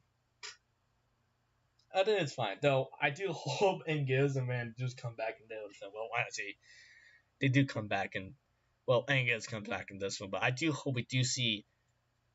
I would love to see Angus and Venom and Belgon fight against a Godzilla in a movie one day. A good combo of the three. But anyway, besides that, GMK, great film. One of the best of the series. And one of the best of the kind of series. Once again, that director, I need to text him if he made other films, but my god, I hope he comes back and makes more kinds of films, because he is great at it. He made the best of both series.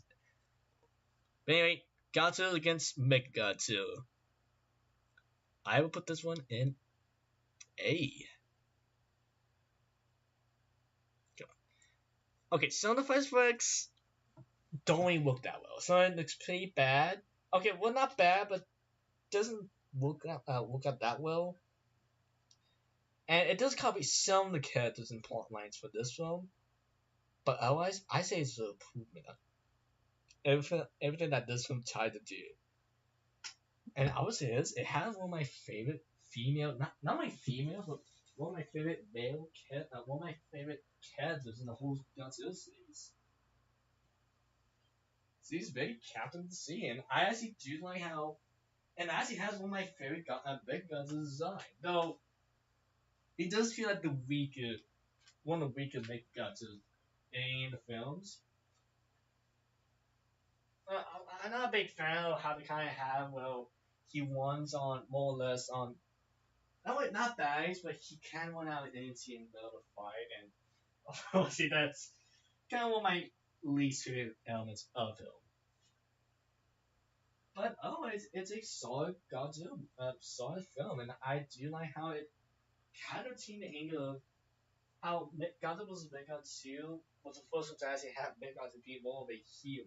Well, not a hero, but more he's mankind's super weapon against Godzilla. They're kind of anti-Godzilla weapon. This film, it's kind of the same thing, but we mostly just focus on the human element. So imagine like almost a early version of Pacific Rim, just with one monster and one bag. And I would say it looks like that. And I do like how the end, it does have a sequel, but this is the only Millennium series that actually has a sequel. Because I don't think I mentioned this, but the Millennium series is 1999 to 2004, and it's the shortest of all the series for the moment. But it is the name of the Millennium series, they're all reboots on their own. Technically, all except for two are sequels to 1954. Though I would say Godzilla Against Mechagodzilla does change 1954, but it actually makes the claim that this is his own film. It takes place in his own universe. So this one takes place. It's not a sequel to any film. Mostly because in this film it does show that this is the same Godzilla that attacked in 1954, and they never killed him. Which I like the idea. I think that's an interesting concept that they don't use that much. But otherwise, most of the MCs are sequels to 1954, and they're all not connected to each other. But anyway, all that I can say about this one is it's a good film, a good one of the better of the Godzilla films, and I will say this part.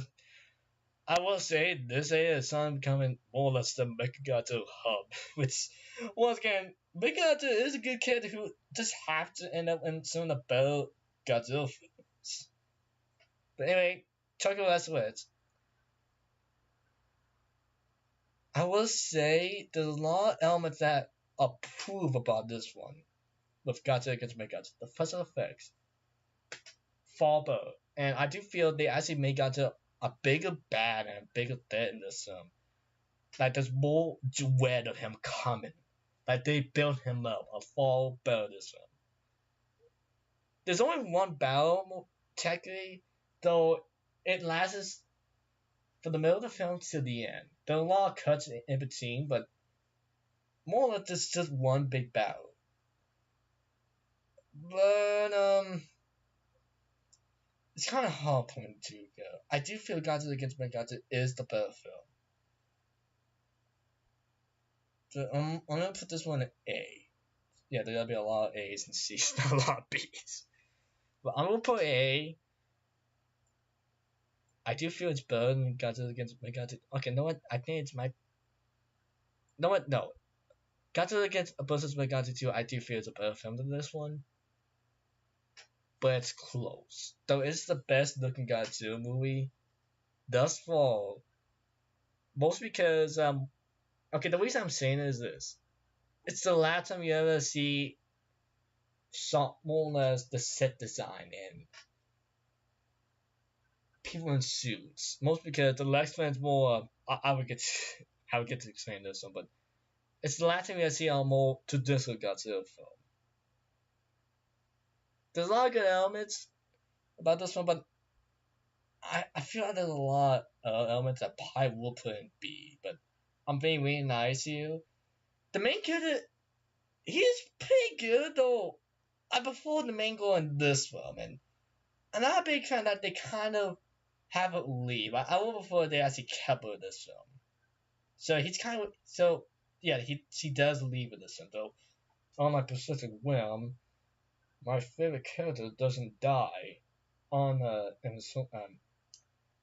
die out of nowhere and got replaced by some other dumb character. I think there's a good character in here. Well, a better main character this film. And funny enough, this film actually does tie in. Well, not just this one, but both Godzilla against Mechagodzilla and Tokyo SOS do tie in with other kaiju films from Toho. War of the Gargantuars and Martha. Mostly because in this film, this is the same Martha that actually appeared in the first Martha film, and the main character actually comes back. And I don't know if it's the same actor or not. I may have to double check, but he does star in this film and the other one, and I actually do like that. But otherwise, I think it's alright. Final Wars. I would put Final Wars way here, and I'm moving slowly like that. Final Wars. The best I can say Final Wars is this. It's the most bat insane Godzilla movie you'll ever see. The best I can summarize it is this. Imagine a kaiju movie mixed with Star Wars, Star Trek, Final Fantasy VII, The Matrix, EDF, the games. What else? Oh, X-Men. We can't forget X-Men. What else? Crack cocaine and Godzilla. Oh, and also every other kung fu movie that was made in Japan or Hong Kong. Come on, not to go. You get Final Wars. It is a crazy, ridiculous movie. Something you'll never forget in the series. The reason I'm saying that is mostly because it's kind of a remake of the story of monsters. Only difference is it's Godzilla against all the monsters. Keep it short and sweet. Mankind defeated Godzilla, his force and eyes, and they created a group known as EDF to defend the planet, and they use more or less mutants, superhumans with special genes, and out of June will be not like the X-Men, but more like those superhumans. More or less, imagine a early 2000 kung fu movie mixed with the Matrix, and that's what they are. Anyway, one day, aliens come, they capture all the monsters and claim, hey, we're here to help you. Only to reveal that, no, we're trying to save you so that you can be cattle to us. And the main alien, but the aliens are Xenians. So that's what the Xenians come back from. Then these Xenians are far more memorable, in my opinion. Most because the leader got killed by a different Xenian and he takes over and well, the best example is this. Imagine you mix Event from Star Trek with Cephalon and the Joker. And that's what you get. He is my favorite human, or so to say, alien villain in the Godzilla series. And probably one of my favorite villains of all time because, my god, he is always out of 10 or 11 of how insane he is. And the actor, especially the English actor, he gives us it all. He's never sold out at once. Even when he is, he's always doing something different. Even by one of the most goofy, over-top outfits you can imagine. Or screaming at the top of the lungs what kaiju he is assembling. He is fun to watch. Oh, what else? Oh, yeah, after the reveal that he unleashed all the monsters on Earth, but most of the monsters are from the Zone series. Like, you got King Caesar, Angus, Wodan, what else? Oh, you got Commander, the giant praying mantis. Oh, they also got Zilla. Yeah, Zilla. Yeah, the 1998 Godzilla. Yeah, he's in this film. They got Galleon, who looks more metal than ever, and as he got defeated by Godzilla, he then come back, but this time, instead of hooks, He has dual chainsaws for arms. Need I say it anymore? Oh yeah, Mothra's in the film as well. Along with Godzilla. Yeah, Godzilla doesn't come back to the halfway through the film, but my God, the film is was always on top before he came back. And oh, I forgot to mention, not the main character, but one of the other characters of the film. Is a commander or admiral or ship commander who really is played by him. I don't know if it's a boxer or a was it like an MMA fighter, but imagine the most bulky, manly mustache man gun Madison who, I swear to God, seeing that type of actor here you only get in America, and that's what you get. Who wields a katana through the whole film. This is a film you watch when you want to have fun with things. I will say that anything before is the better film than this, but my opinion, if you want to watch a Godzilla film with friends, watch this one. It is amazing. It is.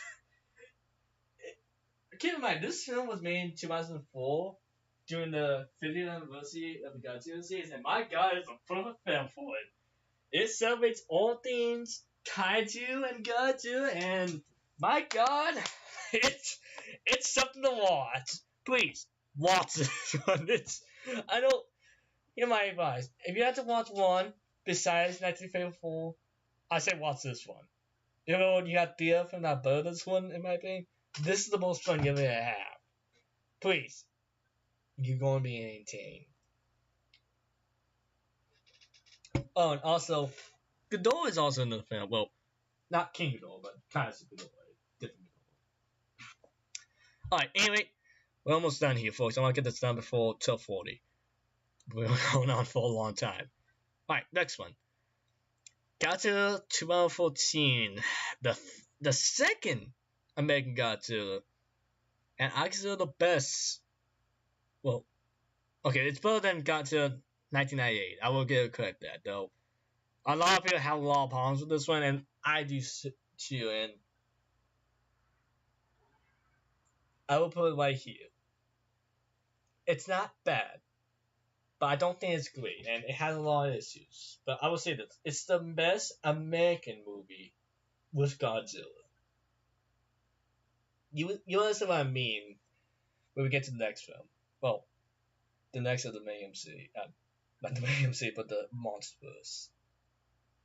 But the Monsterverse is Godzilla 2014, Kong's Line, King of the Monsters, and Godzilla vs. Kong. Okay, my issues with this.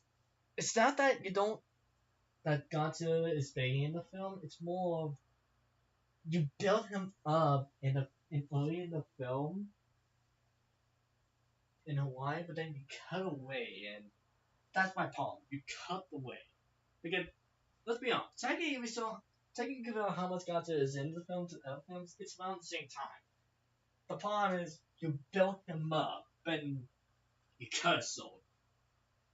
In my opinion, what they should have done is when they got to the Hawaiian scene, we fully see the big reveal of Godzilla in Hawaii. Have him fight against the male Mew, not for like 5 minutes, but like have him fight against the male Mew for like maybe a minute and a half or 2 minutes. Just make it clear the Mew is afraid of Godzilla. He kind of backed away, get away from him, and when he does attack Godzilla, Godzilla just slump him down like he's a fly, like he's nothing to him. And have the Mew decide, fuck this, I'm here one. Make it clear how gaudy Godzilla is. And the film, up to this point, at the time, does make Godzilla more or less like a god. He's an unstoppable force that no matter how much that kind of size, slow down, nothing is going to do that. And another problem I have with the film is Bryan Cranston's character. He is the best actor and best character in the film, and they killed him off during the first act. I will kill him through the whole film, or kill him off at the end. He's the best actor, and a real main character is kind of forgettable. I mean, he's trying his best, but I will say this: the director of this film, who I forgot his name of, visually and camera angles, the first effects and camera angles, he is one of the best. There are some great camera angles, and I do like the color of the film. I know it's gray and dark, especially the home movies. So from what information I found, the home movies was a lot dark. They darkened the colors for some reason, which yeah, theaters it's fine. They didn't like the colors a little bit, but I don't like the gray look of the film. I feel like it adds to red that there's something coming. But I do feel I don't know. I feel like you should have kept Joe in the film. I think it would work better. Maybe have Joe be the extra on the Beatles and Doctor Sensationale. Okay, the Japanese main character of the film and have him be the extra on Godzilla and maybe have them discuss each other so that maybe he can make a point about Godzilla that he might be the only one to kill me more with Joe. And I don't know, I just feel like half Brian Cranston should not have been killed during the film. In my opinion, you fix those two issues with the film, they could have been amazing. One of the best in the series, but unfortunately, it's a low B. But never mind, it's still a good film. I do recommend it. It is the best American movie with Godzilla. But I will get on train in a second. Just give me a moment. Shin Godzilla. This is the best of the new Godzilla films. I will make that clear right now. It's the best one. This is the closest you ever get to 1954 than any other film. There's no other monster but Godzilla, and unlike the other films, just like 1954, they kind of based Godzilla more of natural disasters, like the 2004 tsunami that hit Japan and the nuclear explosion. Like Godzilla is creepy in this film, and whenever he destroys Japan, using his second form when he first came on land, which Justin, you see the film in theaters and you didn't know what Godzilla was gonna look like. When you first saw him when he came on land is one of the funniest thing I ever saw, and I was like, "What the hell is that?" But I will get into that in a second. But more or less, this film does treat Godzilla as a natural disaster and does make you care. We have to stop him. It paid it 100% seriously, and in my opinion, it works well. But anyway, the thing about Godzilla, this film, there are a lot of changes in it. This is the most unique Godzilla of all of them. Technically, when they made the Wizard Godzilla, his skin was supposed to look like he got, essentially what happens when someone gets exposed with AIDS, and the skin kind of turned the texture. That's why 1954 looks like that. Technically, that's why he doesn't have scales to say. He has a unique texture on him. That's because he got exposed to AIDS. That's why he looks that way. Shin Godzilla kind of like more closer to that look, so that's why he looks so fucked up. Not because, technically in this film, he is more or less a organism that is mutating due to radiation. That it's not a thing that should be alive, and that's what makes it so creepy. Mostly because this is actually a travesty actually listen to the music, especially the Who Will Know, which is one of the best sound. By the way, Shin Godzilla is one of the best soundtracks of any of the Godzilla films. Even the original one, it outdoes all of it. It has some some great music. And who would know? Who would know? I gotta be honest, you actually listen to the lyrics. Another thing I point out, it actually made the film even more classic. Well, actually, I do strongly believe that music is actually showing Godzilla's perspective on what he's doing, and actually made it more classic. Whereas Godzilla's not trying to show humanity. Hell, he's just a tortured creature that's being mutated in his body. Well, he just want to die. But he can't. The body would not let him die. And he decided to take his revenge on those who they made him this way. And It is really sad. Holy shit, it is pretty depressing as to think about what happened to this guy too. And I will say this. The film does move slow, but honestly, not to me, most because it's more of a pinnacle petty. Like second out of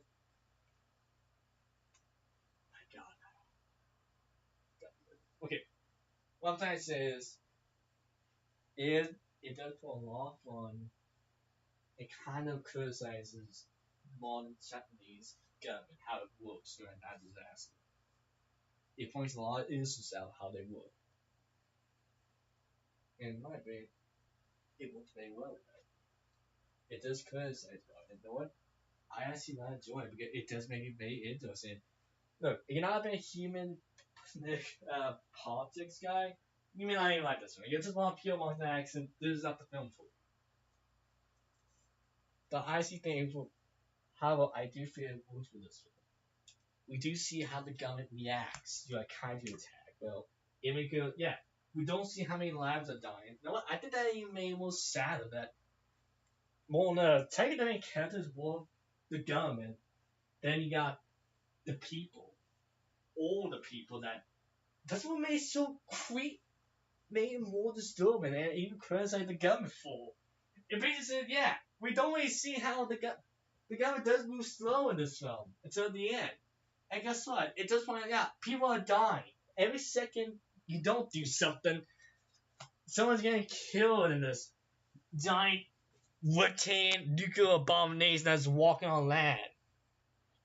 And it does make you, whereas, yeah, if a monster does come on land and attack the city, it's going to cause a lot of damage, and that's not something, we tell in a day. And they do make clear, yeah, it's going to take a lot of effort to take down Godzilla. We gotta be careful because we gotta make sure we can rebuild the city because a lot of people still live here. And once again, it's a great film, and I know it's a great film so many times, but I will say this: this is the only Godzilla film that actually won Best Picture in Japan. It is way well beloved in Japan, and I gotta say, I can see why. It is a great film, and I will say it's the best of the modern Godzilla series. I don't know if there's actually a name for the modern series. I think someone will come up with a name for it. I mean, the only thing I can think of is just the modern series, but I picture someone will come up with a name for it soon. Anyway, oh, by the way, Shin Godzilla is also the first Toho made Godzilla film after Final Wars. And unlike 1998 Godzilla, it was made. This film is made in response to 2014. Not because this one was bad by any means, but mostly because it reminded Toho Godzilla is so popular more than ever and said, you know what? We are bringing back. But anyway, back here. The Godzilla Netflix animated series. See.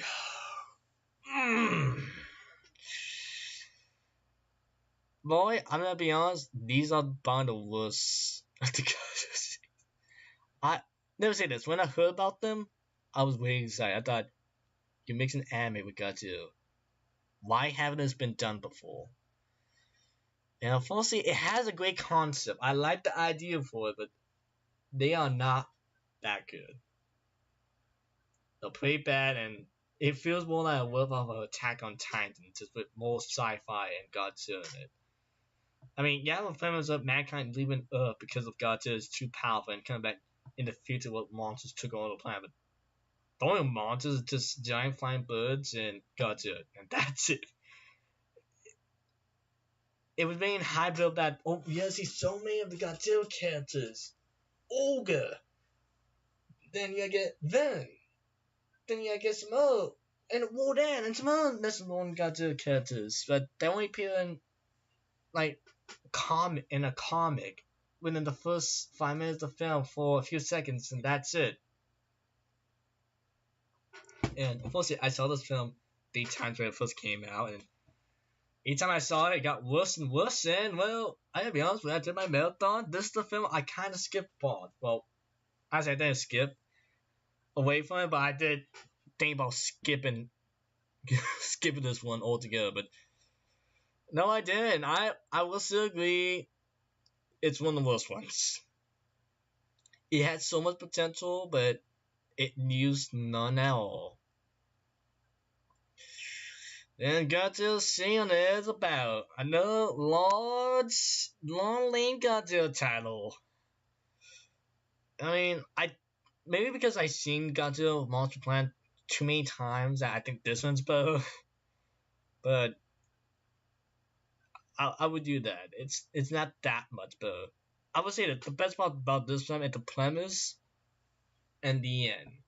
About the big twist about what Godzilla is. How technically the anime Godzilla is the biggest Godzilla ever. Like normally Godzilla would be as tall as a skyscraper.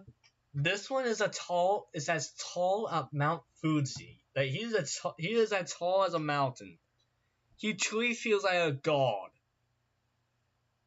Seeing this about they will make a lot of big, marketing point that Big Godzilla is this film. That it's gonna be Godzilla's Earth versus Big Godzilla. I gotta be honest, you only see Big Godzilla for like 10 seconds, and that's just because of his head. You only see his head. Yeah, people say 2014 you barely see Godzilla. In this film, it hypes up Big Godzilla, but then you don't see him. It's more than just a city. A robotic city. Man, Dynamite trying against Godzilla. I mean, that is an interesting idea, but we want Big Godzilla. I gotta be honest, when I heard about what Big Godzilla is and how he acts in the anime series, I was really interested to see what they would do in that fight scene, but you never get. And kind of made me realize the anime series is more for teen goals, which I think the director of the film and maker, yeah, I want. This is not for the average Godzilla fan. This is for a different audience. And I mean, if you want to do that, go ahead. But me and my other fans would not like it. And yeah, it definitely shows. And next round, Godzilla Planet. This one is better. It is better than the other ones, but not much. I would say this. King Godzilla does. Yeah, they did have hope King Godzilla does come in this film. And I would agree, you do see him in it. And this is the one time where I actually say the anime design of King Godzilla works. Like, he feels like it could do little dimensional thing because unlike the other iterations of Godzilla, this one is not fun at that planet. He is from a different dimension, and when you see him, he feels unworthy. Like, he just feels like something that's not exist, but it is. And his theme is pretty terrifying. I won't lie. This film, a lot of people die. Like, actually, I think this film actually have kids die. You don't see it on screen, but it is important. Yeah, kids die. A lot of kids get killed in this one. Like, it holds no balls. Like, people die. Like, it could also shows a sick got weird. But otherwise, I personally, otherwise, it has the same as I have in the West of the anime series. Oh, I think the fight scenes are even worse. Mostly because the fight scene with Godzilla versus Ghidorah is nothing more than Ghidorah buying Godzilla and more or less levitating him up in the air, and that's it. That's the fight right there. I would say the characters look better this way. There's a lot more emotion between the two characters. The main character and the smaller, the main antagonist of the, I guess, of this film. Saying, I'll be honest, I kind of knew he was going to be the bad guy. But I will say, I do like the relationship with the two, but once again, it just feels like the main character might be a whip-off of N and becoming almost he feels like a common anime edgelord main character. And except for a few, like, probably less than a handful in my opinion, he is not one of the good ones. He is one worse, and my god. I mean, at least I can say, the anime series is over, and goodness is, we're going to get another Godzilla anime, and I mean, hopefully it's better than DC. Please, God, please be better than DC. Please, make a good Godzilla anime. And the last thing I would say about DC is they have so much potential, but they don't use it at all. And that will make me so mad at them. You have probably the best idea for a Godzilla in anime. You could do whatever you want. You don't have the budget concern about worrying about how would I build the set. You just say, you know what, just animate it. And yes, I do know animate something is a lot pretty tough and not easy. Hell, it could even be hard than filming it. But at least like I say, you don't have many of the things you get in film screen in live action. And unfortunately, we don't get anything with that. Alright, Kingdom Monsters. I actually do prefer Kingdom Monsters over 2014.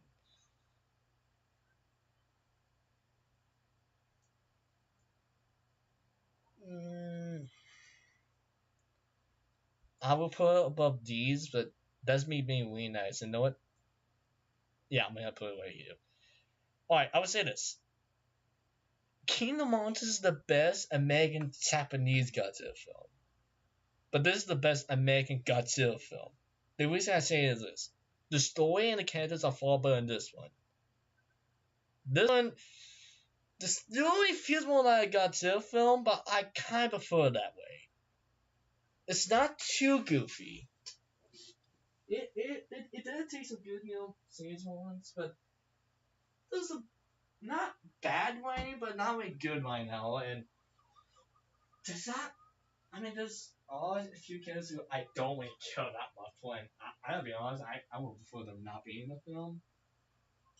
But just none of the characters really stand out, except for maybe two. That's Sarai and the Japanese main character from the last from 2014, and also the dad in this film.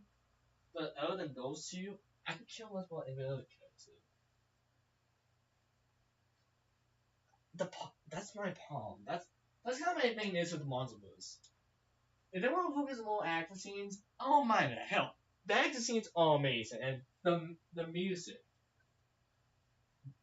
great. And I would say this: the same guy who did Kingdom Monsters is also the same guy who did the soundtrack for God of War 2018. I'm gonna say I'm gonna be looking out for that guy, see what else he's gonna be working on because holy shit, he is amazing. Seriously, this is the soundtrack of Kingdom Monsters. It's people tributes some of the older Godzilla themes. Like they actually bring back Godzilla's original theme, like the kind of more or less Godzilla's main well-known theme for the whole series, and also monsters. And he made I kind of like that. It brings Godzilla's classic theme, but made a new updates to it. Like updates it, but it keeps the same. It's like bringing the classic 1970s Superman theme. It's just kind of updated a little bit, but it's still the same. You can still recognize music saying, yeah, that's Superman's theme. This is Godzilla's theme right here. And I would agree, I am sad that they use the classic King of the North theme, but I do love the new theme he has. He has a very serious and menacing theme. It actually works for this character. And I gotta be honest, this is my favorite looking King of all. He truly looks amazing and truly looks like an opposing force. And I actually do love the color of the film, though I would have an issue about how the film looks, but I'll get to it in a second. But the best way I can say is this. When you get to the fights and when the monsters on screen, they're amazing. All the monsters act how you want them to be. And I can't really say this anymore. Well, I actually said the characters, well, the monsters act unusual. It's just the human characters inside that I feel is the weakest part of the film. And also, I'm not a big fan of how they use the oxygen disorder. That's not how it's supposed to be, and it doesn't feel like you got any build to it, so it just comes out of nowhere. No, you want his oxygen disorder, just have maybe mentioned earlier in the film saying, hey, the government have made oxygen disorder. Or we're working on it right now and just have them mention that we're working on a web to kill the monsters that it's only a prototype stage, but we need to test it. But it has the power to kill them. Then just have it come out of nowhere. Yeah, a Godzilla fanboy will know production what it is and know that will kill Godzilla. But I don't feel there's any build to it. And there's no true fan service areas. Things like that kind of hurts the film. But otherwise, I do feel it works well. Just, I really hope they fix the human side. That's what I say I saw this film. The human side is becoming the weakest part in this film. I will agree, I'm not a big fan from the cuts within the battle, the monster fights, and I mean, I can accept the door, you give him his power that he has a hook and surround himself, but I will admit, I'm not. It'd be nice if they start using the wind and dark scenes on them. No, I'm not saying you can't have the monsters at night. Fine, get it to. I do know it does help the special effects on, mostly because you don't want to show too much, and have the monsters flying, at night does in order to, kind of have hide some of the issues. You can find mostly because CGI doesn't look that great in the middle of the day, and that's the way you make it look amazing. And also, I will add, I do prefer this Godzilla design to 2014. I'm not a big fan of the Spike he had 2014. This one, that looks like Godzilla. The only other thing I would actually have them change would probably be the head. I don't know, just make the head a little more bulky and bigger. And otherwise, it would have been a perfect Godzilla design. Otherwise, that's all I'm gonna say about the film. Yeah, all that I'm saying, maybe like the color. I would get correct. It is colorful. It is very blue. I would say that's kind of the main color I would say for the film. But yeah, maybe just line things up a little bit. Alright, that's the only other since I have. Anyway, the last thing I would say, the last film, this has been going on a lot longer than I wanted to be, but hey, we're almost done. Godzilla vs. Kong. The film I actually saw yesterday, and what did I think of it? I won't spoil anything about the film. The only thing I will say is this: it has the best fight scene of all the Godzilla films. It has better than Kingdom Monsters, and don't worry, there's no cuts in the fight scenes. You will see them, and they're pretty brutal. I will agree. If you're here to see the monster fights, you get them. They're the best of the whole fucking series. The story is the worst, and yes, there's a third monster in the film. Third monster from one of the Godzilla series. I won't say who, but I may have mentioned who he was. I would say I love the design of him, and he does beat the shit out of Godzilla. But I just feel like this film is the shortest of the MonsterVerse. But I think that's the issue. I'm not saying it needs to drag on. I'm not saying every film needs to be 2 hours. But I do feel like there's a lot of. It feels like it moves too fast, and it feels like we skip a lot of stuff because. Funny enough, Dr. Cesar's son is actually in this film, but you wouldn't know unless you actually looked it up. And that's my problem. You don't do anything with him. And I gotta be honest, I even asked at this point, why are you even calling him Dr. Cesar's son? And that's kind of my issue. The characters, the characters that actually do work though, all right. They get the job done, but I would say this. I do feel it's a better movie than King Kong vs. Godzilla. And look, if you just here to watch a monster fights, just a monster battle, you do get that. And you know what? That's perfectly fine. If that's what you want. My God, why did I just be like this the whole time? Yeah, but anyway, no. The best I can say is, if you do just for the monster fights, you get plenty of it. It moves quickly. It doesn't focus too much on the humans. Not for too long. It does get to the monster player, but a lot of fights in this one. It gets to the action quickly. If that's what you want, you get them, and they're the best of the whole series. But you want a story and characters? Well, you have to go somewhere else, and it's not.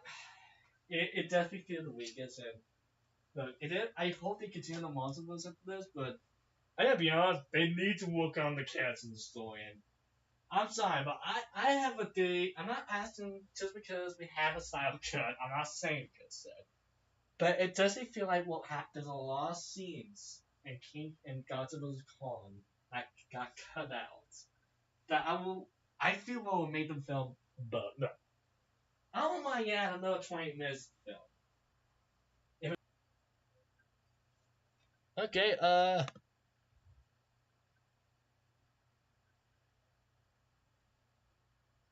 sorry, I just had to mix it up. Going on. Okay, that was weird. Wait, no.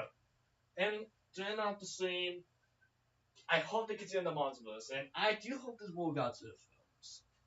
And so far, this is my ranking of all the Godzilla films that has came out thus far. Oh god. There, screenshot. So, hey, if this is not what you would place on your your own films of the Godzilla series, let me know what would be yours. And once again, this is just my personal opinion on this.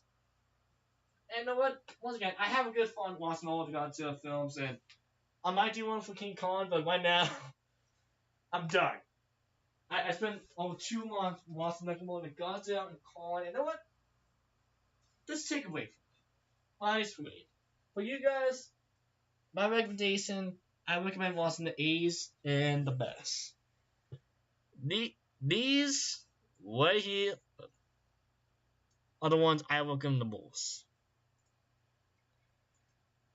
And I mean, you can watch the B's. The C's, I mean, they're not awful, but not really the ones I recommend watching. The D's is stay away from these. But for the love of God, stay away from this one. You know what? Good for you. Anyway, thanks for coming, guys, and till next time. Stay safe and don't worry.